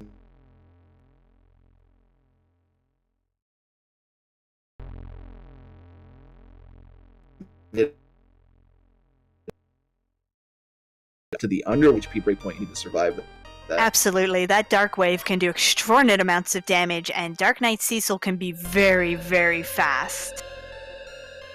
And Moonblaze Wolf finding one of my favorite items, Pan deals. Knowing that there is a magma key in play at Fabul, this could be really, really interesting because that's 2 additional checks that grants by going down and visiting Yang with that. One of which could be the Darkness Crystal, and we all know how much Sheila loves having the goods. Oh, Sheila just loves hoarding all the good stuff. I find it's funny, for all that I hate Sylph Cave, I'm really of the belief Sheila is where it's at. She just collects so much stuff and loves to give it to us.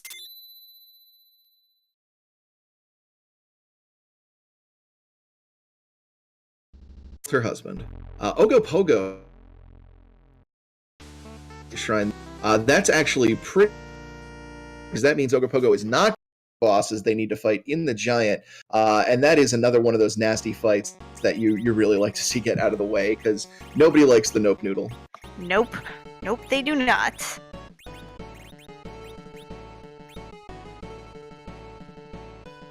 So it looks like, yeah, it's interesting to see how even though they're not teams right now, it's every person for themselves, how the different teams seem to be going to the same areas, so it must be like similar strategies they're used to doing. It's really fascinating to watch. Again, Zyrak and Poydrak, who were a team, both down in the underground, while both Moonblaze and Simbu chose to do Ordeal.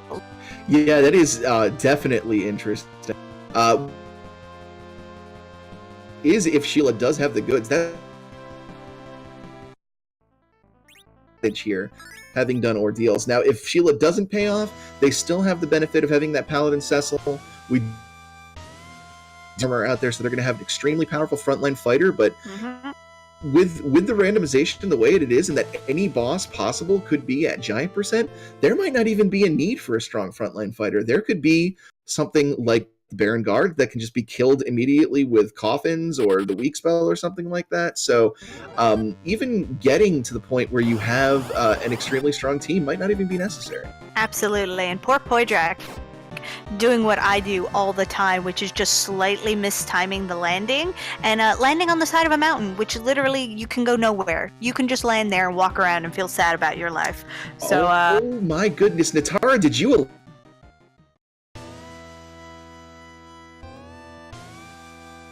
allow the... I allowed that in the World Series of Free Enterprise flag, so it looks like I may have allowed them to cheat. So this is really big for Moonblaze Wolf, since he has Paladin and the Excalibur. He's able to duplicate that Excalibur using an item glitch here, which is essentially going as he chooses. Now, that's not Cecil, since he can only use one at a time. Who that is useful, who can throw those Excaliburs, is one of his best throwing items in the game. And be doing words to his heart's content. And not just that, if you duplicate, say, the Aegis shields that he has done, you can also near infinite buy anything you want. So that is always very, very, very nice. Yeah, that's going to be a huge advantage for Moonblaze Wolf. It seems like he is the only runner on here to have taken advantage of innovation here. We'll see if that ends up paying off for him.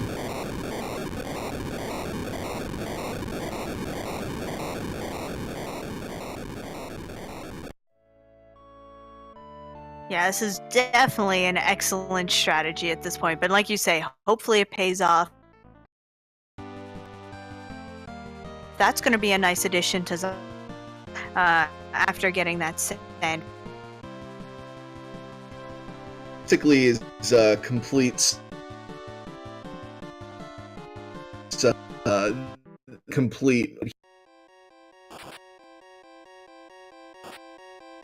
healing, especially with ordeals being done. He gets access to his full spell list.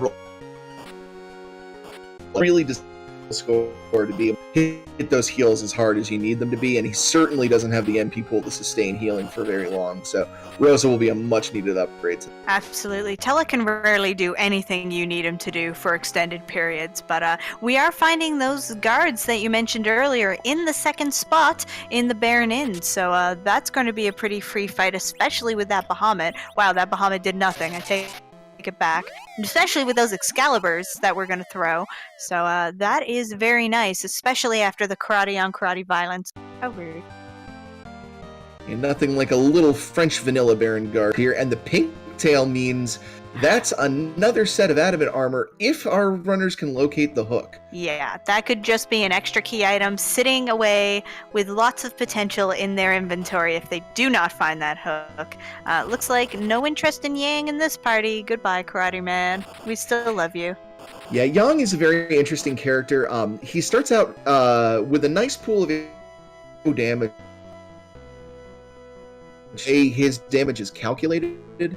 He benefits from levels probably more than any other character in the game. Not only is his HP pool going to shoot up through the roof, but his damage becomes very, at very high levels. Unfortunately, in Giant Percent, you're looking to complete this game at a reach the sort of levels that you are going to Stormer's Aromas kill, so Young's usefulness really falls off in this.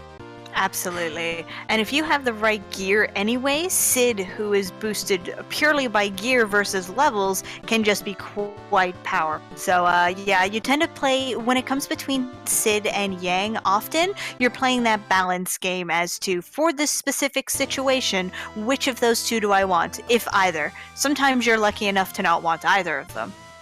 So yeah, that crystal ring found by Zyrak, definitely a nice find. Zyrak finding a lot of nice stuff, and we're about to see what good Sheila has for us. It's amazing what they flush away in this waterway. Mm-hmm.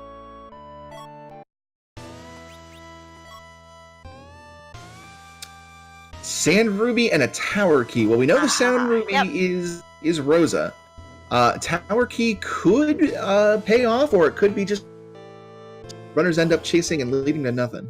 And they've got to go back underground to actually use it. So they've all but Moonblaze have the magma key anyway, so the access is certainly there, but they have to choose to check it. But it looks like we have a Poydrak who's being the next person to go fight that wyvern, and Zyrak is going to do the Baron Castle, so have a little fight with Antlion.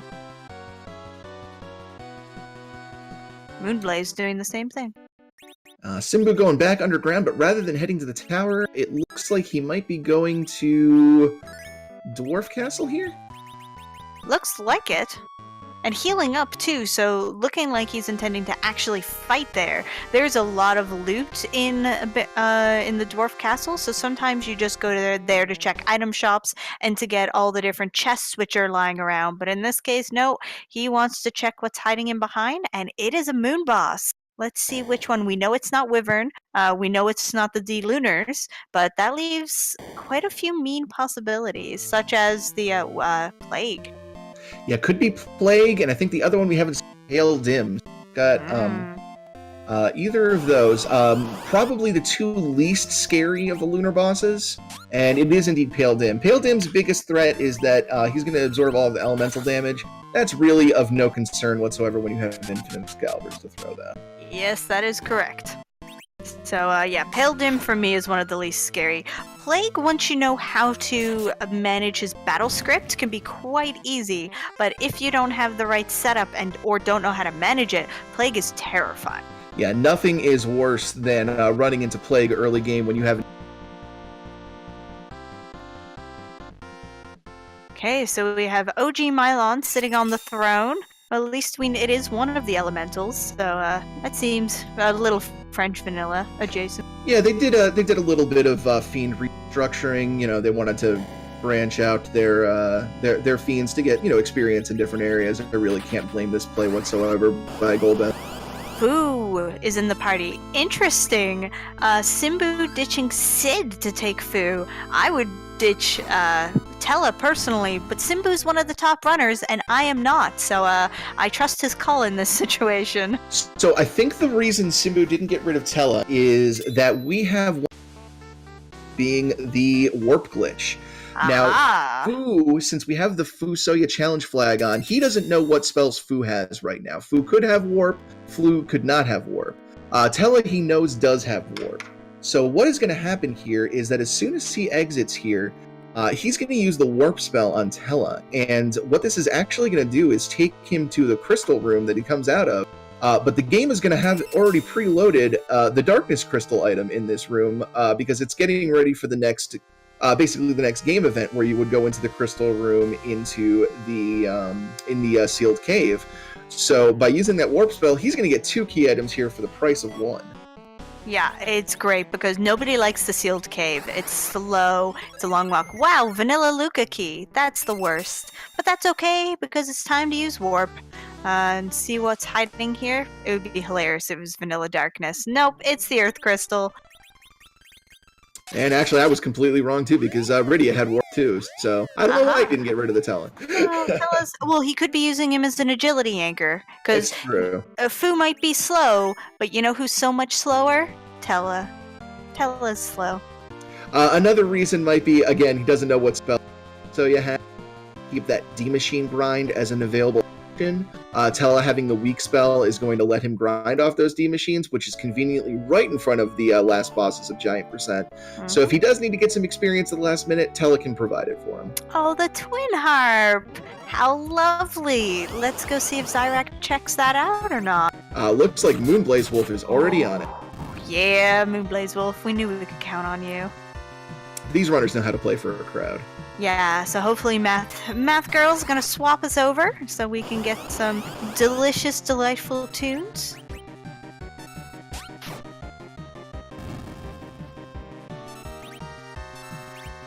And then meanwhile on the right side, we've got our runner kind of crossing over, picking some checks up. We've already seen Poydrak finishing off his no fight as Simbu throws some holy swords at the Baron guards and gets the option to pick up a monk or not. Gets the pink tail. Don't think he's going to take Young either, though. No. And just to answer Game Boy's question in chat, the partners were Moonblaze Wolf and Simbu were one team, and Zyrak and Poydrak were the other. So earlier we had the teams matching up, and now we're finding they're not. So that's interesting. Right. It's like the end of Double Dragon where you got to fight your... That's amazing. Also, speaking of things I didn't know about until I started doing the randomizer for this game, that little invisible bridge. Yeah, that was another one. Another real nice little time-saving optimism. You can just walk right over that chasm. It's not actually there. It's not really... It's lying. Nice limitation of the SNES tile sets there. Mm-hmm. So here, for the Dark Elf, we always want to do whatever we can to die as soon as possible. So thankfully, Dark Elf obliged. So let us wait and see what beautiful music we're going to have. Serenade us, Bard. Serenade.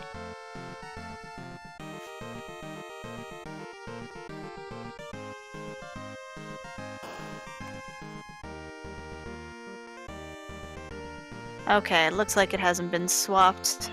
I have pink. I'll say that.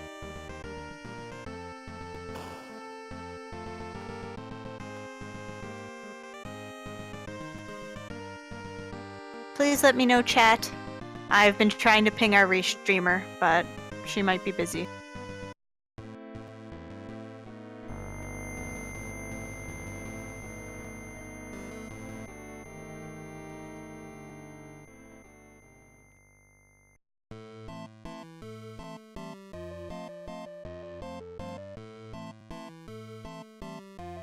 Champion battle.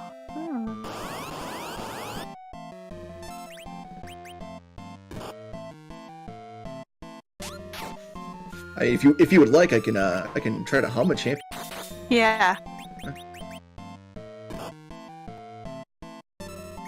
Ooh, we have found the Mist Dragon as well, but we don't get our key item from a Mist Dragon in this particular flag set. Yeah, the lunch was already. Yeah. Do do do do do do do do. That's not the actual tune. Oh no, that's the trainer battle. No. Champion battle is bump bump bump bump bump bump bump bump bump bump bump. I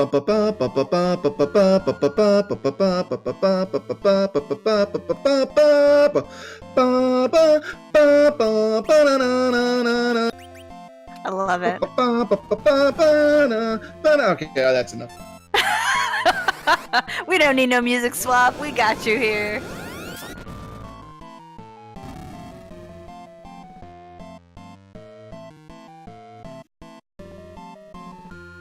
See what could possibly go wrong. But yeah, absolutely. Those with Edge is a vanilla speedrun strap because it is just so powerful. So anytime you get the option to do it in the randomizer is a very happy day. Yeah, it's extremely reliable. It's there's very few things that are going to be able to stand up for that. The only thing that could really beat it is if you manage to get Edward and the spoon and dupe some spoons for that instead. It's one of the few things that's going to outdamage the Excalibur. Absolutely.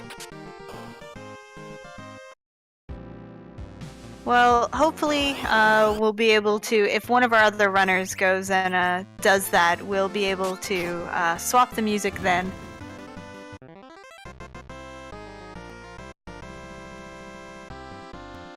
Aw, it's Moonblaze's turn to do Outlion. How cute. So, were this still Forge the Crystal, we would be in go mode, at least for the crystal. However, all it will give you in this flag set is an Excalibur, and we've already found one in a chest, so we don't care. And let's be real, who doesn't want a rose? Oh, I do apologize to chat. I'm just noticing on Zyrax's screen it was the champion battle from Gold Silver, so I think I was doing the wrong one. I apologize. I was doing Red and Blue. I don't know any of the music from Gold and Silver. I was lucky that I knew champion battle meant Pokemon.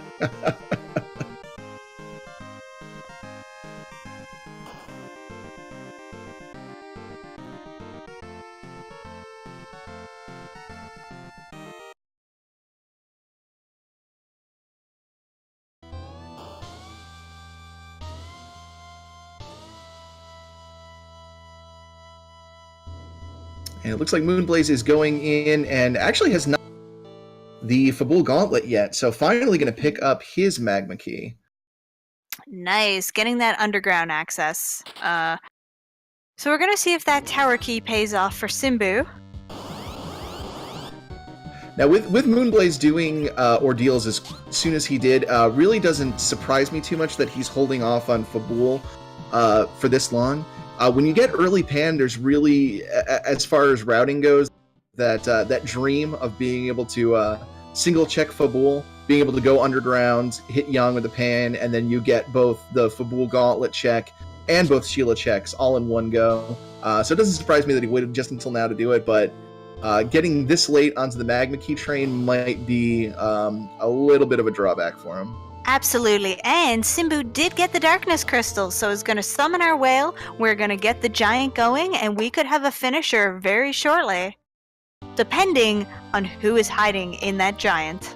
Yeah, a lot depends on what bosses Simbu is going to run up against giant, but if there is any run to do any of these bosses at an extremely low level, it's going to be Simbu. He is one of the most creative, resourceful runners out there.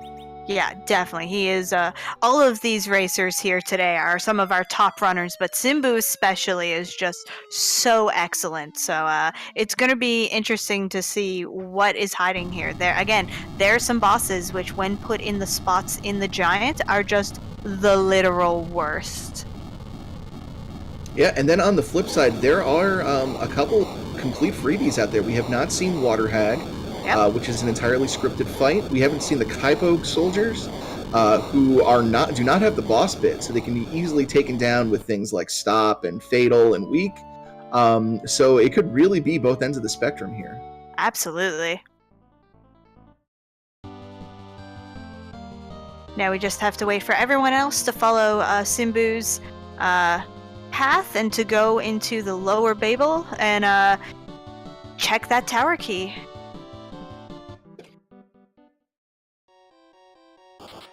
Yeah, I like him immediately following up on that tower key that he Sheila. He's probably thinking, well, I got the pan from Deals. If I have made any different decision in routing from the other runners, it's going to be that I made this early Ordeals play. It gave me this tower key. I better follow this to the extent because this is the advantage that I have. And sure enough, it did pay off. So he's going to have a pretty substantial lead over the rest of the runners right now.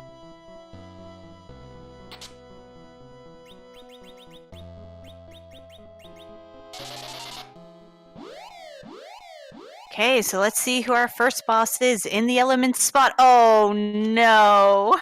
Oof. So you know how we mentioned really mean? Welcome to Golbez, who is one of the worst bosses to get in most spots. He's immediately, especially because there's no Edward there, going to attempt to murder 3 of the characters. Now, there is a light at the end of this tunnel. He does have an adamant armor on Edge, so that means Edge is not going to be affected by the hold gas that Golbez puts out. It also means Edge can't be targeted by the Dark Dragon's Demolish, so Edge is going to survive this. The issue here is that Golbez has very, very powerful magic attacks. He's going to want to get a Reflect up on Edge ASAP. If he manages that, Edge is going to be basically unstoppable. He's going to need to refresh that Reflect throughout the entire fight. But as long as that Reflect stays up, Edge is going to be able to survive this with basically unscathed.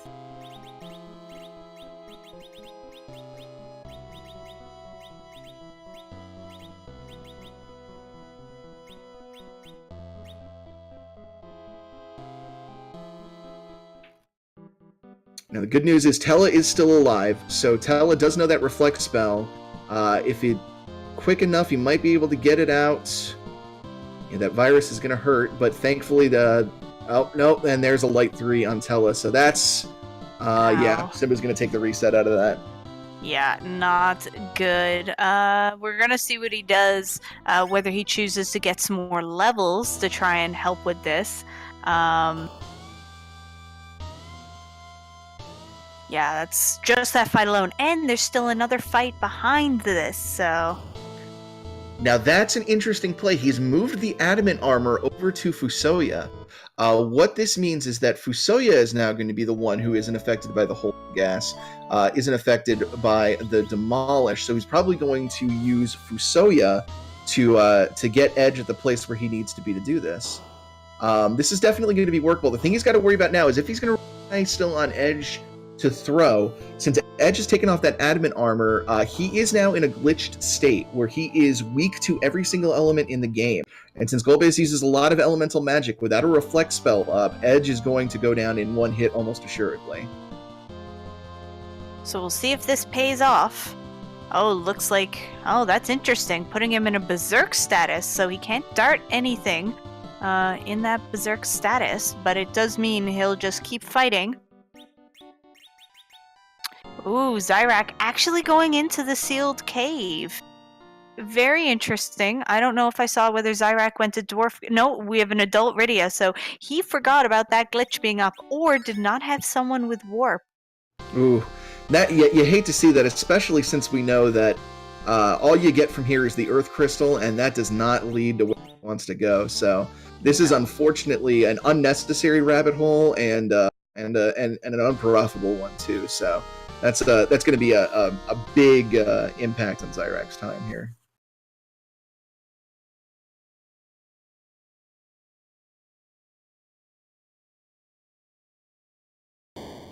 And back on Simbu, he's getting Edge back up.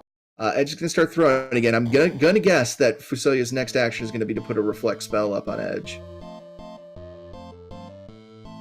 Yeah, that would definitely be the best strategy, because you can't actually have Golbez kill himself with his own magic. However, he can get himself down to just that last HP so you can do the final hit.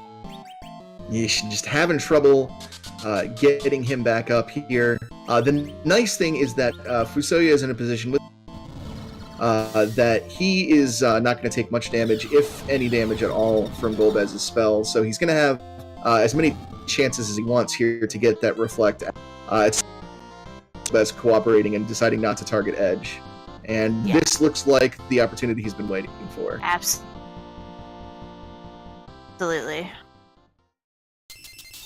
Excellent. So we're getting our third Twin Harp here on Poydrak, but is Poydrak going to chase that, or is Poydrak going... It does have the tower key, so... Wow. The only person right now who could not is Zyrax. We're just waiting for both Moonblaze and Poydrak to remember that, or to realize they haven't checked the tower key and to go and get that Darkness Crystal, but that's often something which is left behind, that Tower of Babel, so we'll see. And it looks like who is complimenting Edge's Excalibur Fusoya. Underflow glitch can be activated in this flag set. Unfortunately, that glitch gets turned off whenever you get full healed, and you always get a full heal right before this element spot fight, so wouldn't be able to benefit Simbu, but he doesn't need it. He's got all the damage he's got. Golbez is down, and Simbu is one step away from taking a victory.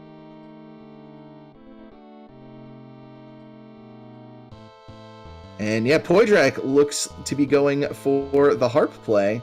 Let's see if we can't get the music swapped over here. I'll give it one more try here. Yeah, no, we're trying to get that swapped here now.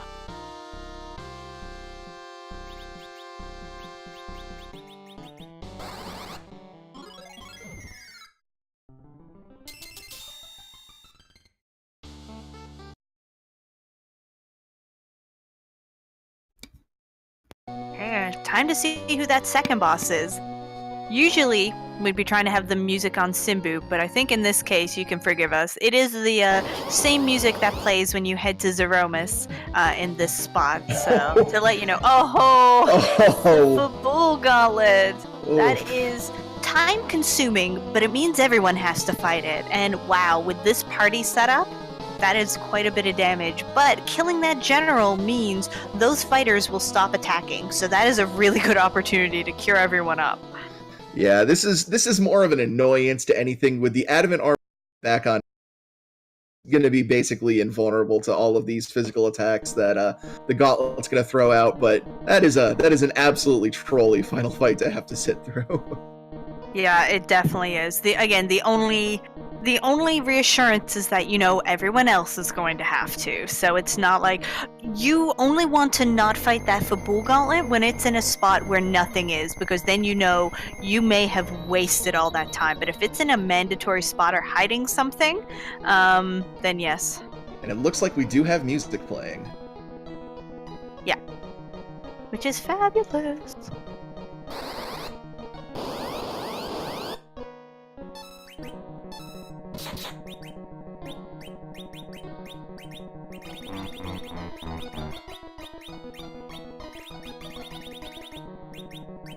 Just want to point out that Moonblaze is doing the tower play with the tower key, so he should have his Darkness Crystal short.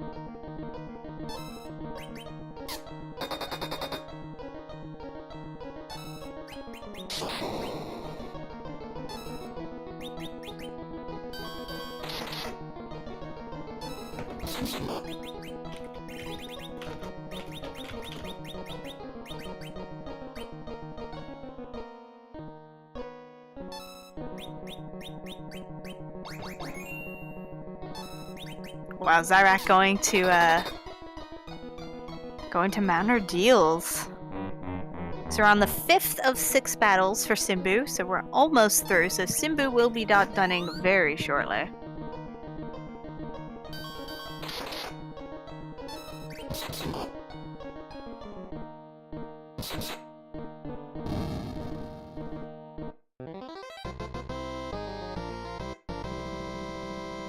Let them eat cake.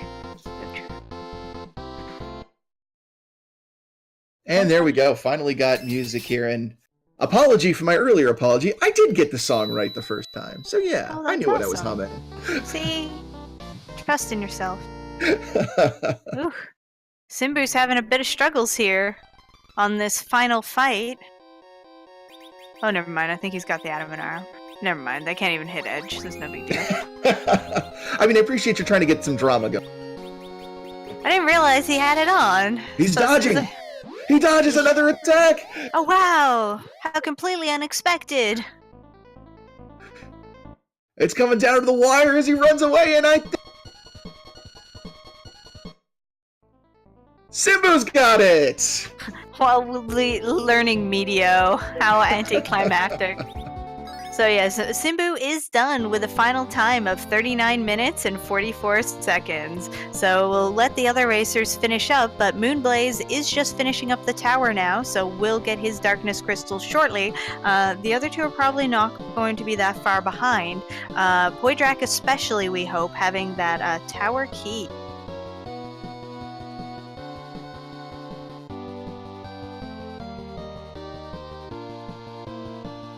And it looks like Poydrak may be about to make this play as well, so here we go. Absolutely. So yeah, we're getting, whenever one person finishes and you don't have what you need, you usually assume that it's not in what you're doing or that it's in something you've had for a while. So you start to see changes in plans or people just kind of shuffle things around. So yeah, definitely making this Babel play where there are two potential key items here. Yeah, once that first dot done comes across, that's when the head games really start, because then you got to examine everything that you've done, every choice that you've made, and it's like, what have I done incorrectly? What have I done differently than that person that just finished? Or am I on the right track? Am I just going slower than them? And if you're in the middle of a rabbit hole, usually that am I just going slower isn't the case, and you often find yourself questioning a lot of the decisions you're making. It can really change things up. Absolutely.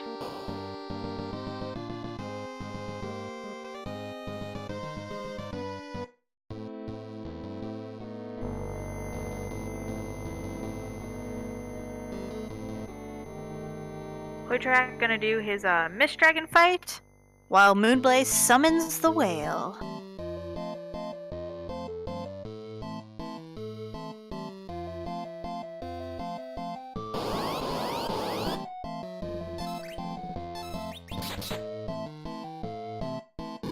Yeah, for those that are just joining, this is the vintage that we have on for Final Fantasy IV Free Enterprise. It was an April Fool's joke from Boardface, the developer of Free Enterprise, and was made a actual selectable flag shortly thereafter. So if you want to play with the retro-style Final Fantasy I in Final Fantasy IV, you can do it by just adding that vintage flag at the end of any flags that you generate. Absolutely, and it's a super amount of fun. Like you can see, it changes things. There's a few of the sound effects which really do not translate well to 8-bit, but overall, it's just an amazingly fun experience. Oh yeah, my favorite touch is the changed battle screens that actually resemble the windows from. I love those too. They're super happy. I'm so glad you asked. I don't remember. But Simbu is finished and it's...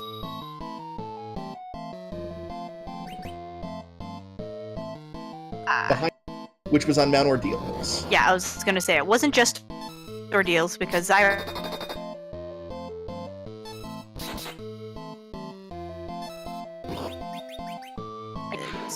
Sheila is the true hero of Final Fantasy IV. It's true.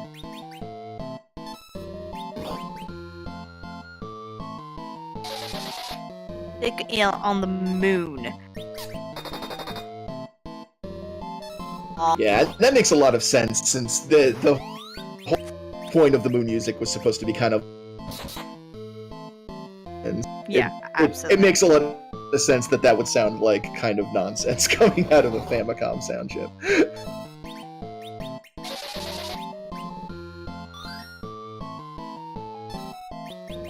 And while we're doing this, since Simbu has finished up, we're actually going to try and get... So you can talk to us a little bit about what has been going on.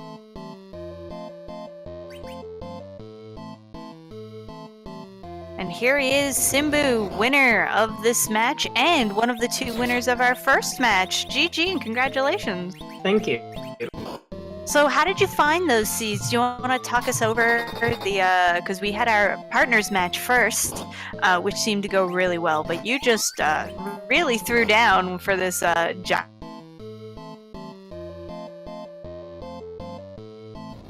I like giant percent flag set because if the throw, then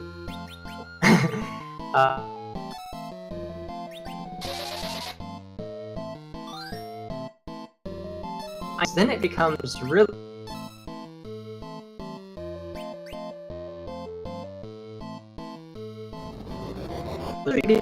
really tough because boss is on so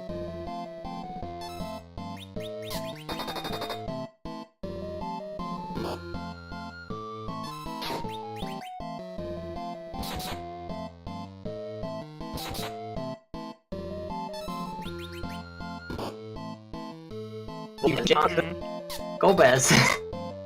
Yeah, we definitely have the biggest struggle get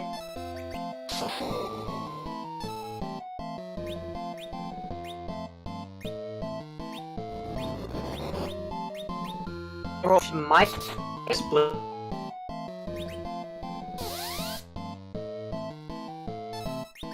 It's a little just a runners in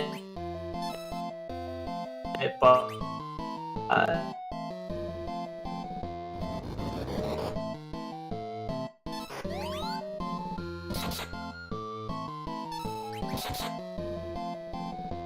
you about that.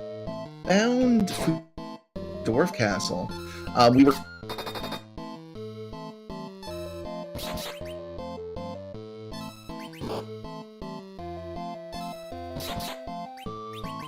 come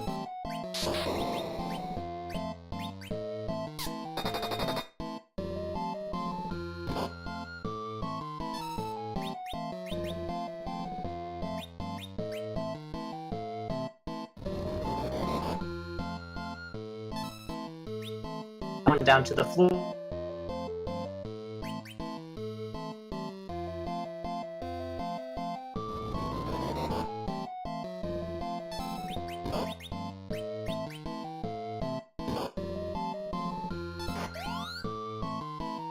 Be using, and like that fight, I might have ended up needing a life spell, and Fu might not have had it. I wouldn't know until much later, so keeping Tella around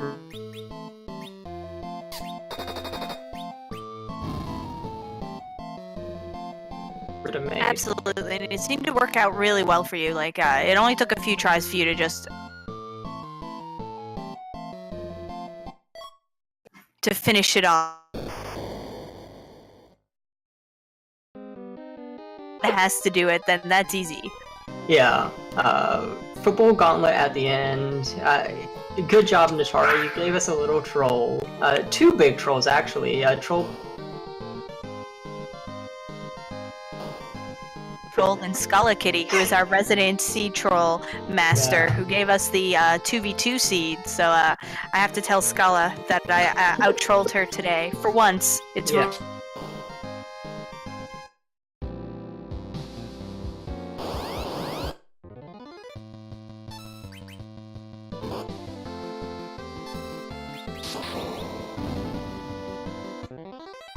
finish, so no flashes, just have the general retreat. He ran away and I won. Yeah. But overall, I mean, any seed with an adamant armor is fairly free. That was probably one of the worst scenarios. I was trying to find Edward, but I don't know where he was.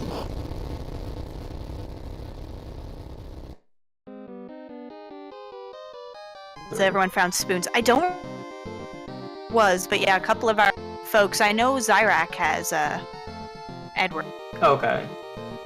But yeah. But this seed, I mean, it's giant percent. Giant percent is just faster side. It's a very consistent flag set because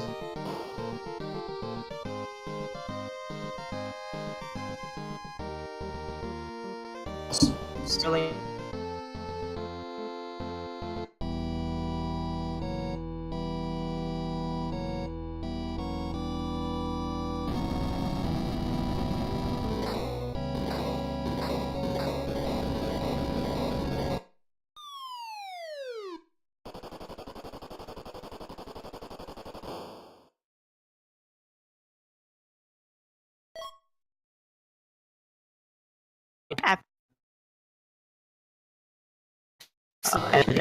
No.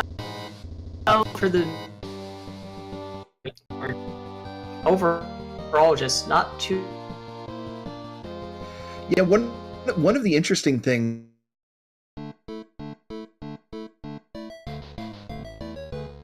before you had a way to get to the moon. Did that sort of change the way you sort of approach when you're trying to like scout out and look for that moon access? Because usually it's the other way. Honestly, it didn't change anything. In fact, it just made it easier because one of us didn't immediately run moon to start looking for the second part of the crystal. So, honestly, it was, okay, we know it's somewhere, so spread out and start searching, but Blaze was just getting into the underground when I got there. Oh, I found darkness, we're in go mode! So, yeah, it was Speaking as a 2v2 partner who is often carried, that's a great feeling when your partner has found everything for you. Yeah. You and me both. I mean, as I said, everything was in a line. I was a little bit concerned for the other team because Dwarf Castle, sometimes people don't check that early. And I was just going there for my 5th character, and because I was clearing everything fairly quickly. With early Dragoon Spear Cane, like, what more could you want? Yeah, that was another interesting decision because Dwarf Castle is, has such a low payout for, having to do 2 bosses. It's usually not a high priority underground. So you were doing it because you wanted that 5th character, and it just ended up giving you go mode as well? Yep. And you also have to consider that Blaze was coming down, and I was waiting for him because he had float on his Tella, so he was going to do Sylph Cave. So I only had Tower and Dwarf Castle left, so I wanted to do Dwarf in case, something falls out of it, and then run up the tower. Yeah, that makes a lot of sense.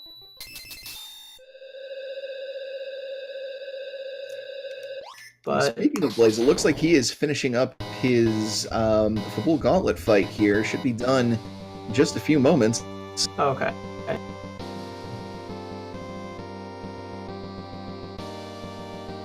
In that case, I guess I don't really have anything else to say about the 2 seeds. They were both fairly simple, but a lot of fun to run, and I hope everyone enjoyed watching, especially the new vintage flag. I know that some people might not have seen that yet, and... Now wait a minute here, folks. What is Poydrak doing on the moon? He might be looking for Bacchus. I don't think I found him. Well, he's going to have a hard time finding that in the subterrane. Wait, never mind.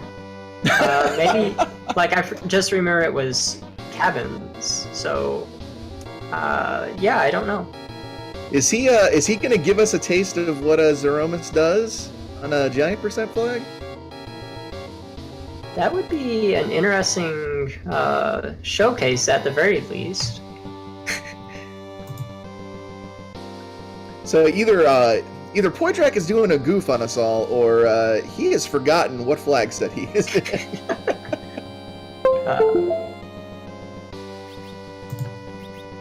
Yeah, we were actually talking, and he's doing a little show for us. Okay, good.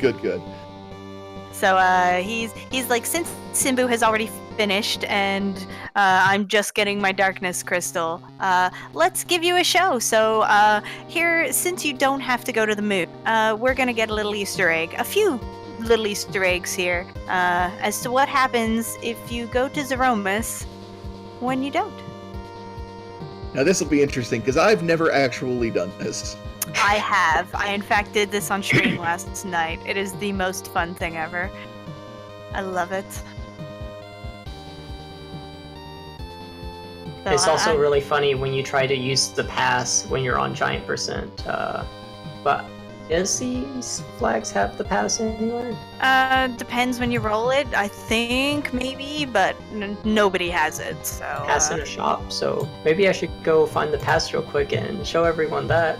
Oh gosh, I was so caught up in Poidrak's antics. Moonblaze Wolf finishes with 53 minutes 8 seconds. GG Moonblaze Wolf. Okay, so it looks like we've got full movement. Zeromus, hey guys. Hey. So Zeromus is just hanging out, waiting for you to come up, and so you can actually see there's a set of stairs behind Zeromus where people disappear. And there's a room here. What?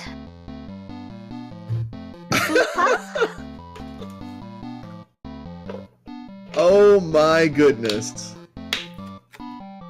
So yeah, this is a room that was added by Board, and it is usually it's not actually there, but it is a copy of the Hummingway Cave, but with a little bit of an added surprise.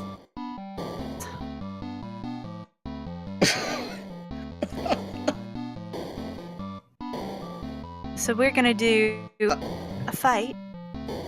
It's only a little terrifying. Don't worry about it. We're fine.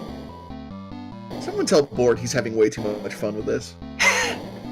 No, I refuse, because I enjoy every bit of fun he is giving us. Oh no! Oh no, he's gonna get us! Hug. I think the hug has a random effect, because I've seen it do like nothing, so he just hugs you. Fupa! That was petrification and a full cure, so... Yeah. That's one way to do it. He just wants to love you to death. So thank you to all of our runners. That is it. Zyrak has forfeit. This is not a usual flag set for him, so he's bowing out since everyone else is done. Poidrak doing the same. And so we are going to clue things up here. Thank you everyone so much for coming to check out this run. If you're interested in playing this randomizer, ff4f.com is our page, and you can generate your own seeds and play it. And if you're interested in joining our community, there is a link to our Discord in there. So we are welcoming. We have 3 currently weekly races a week of different flag sets and arrangements. So come check it out. Come play with us. And if not, just keep enjoying and supporting our wonderful partners of Randomania, who were so lovely to include us in this event.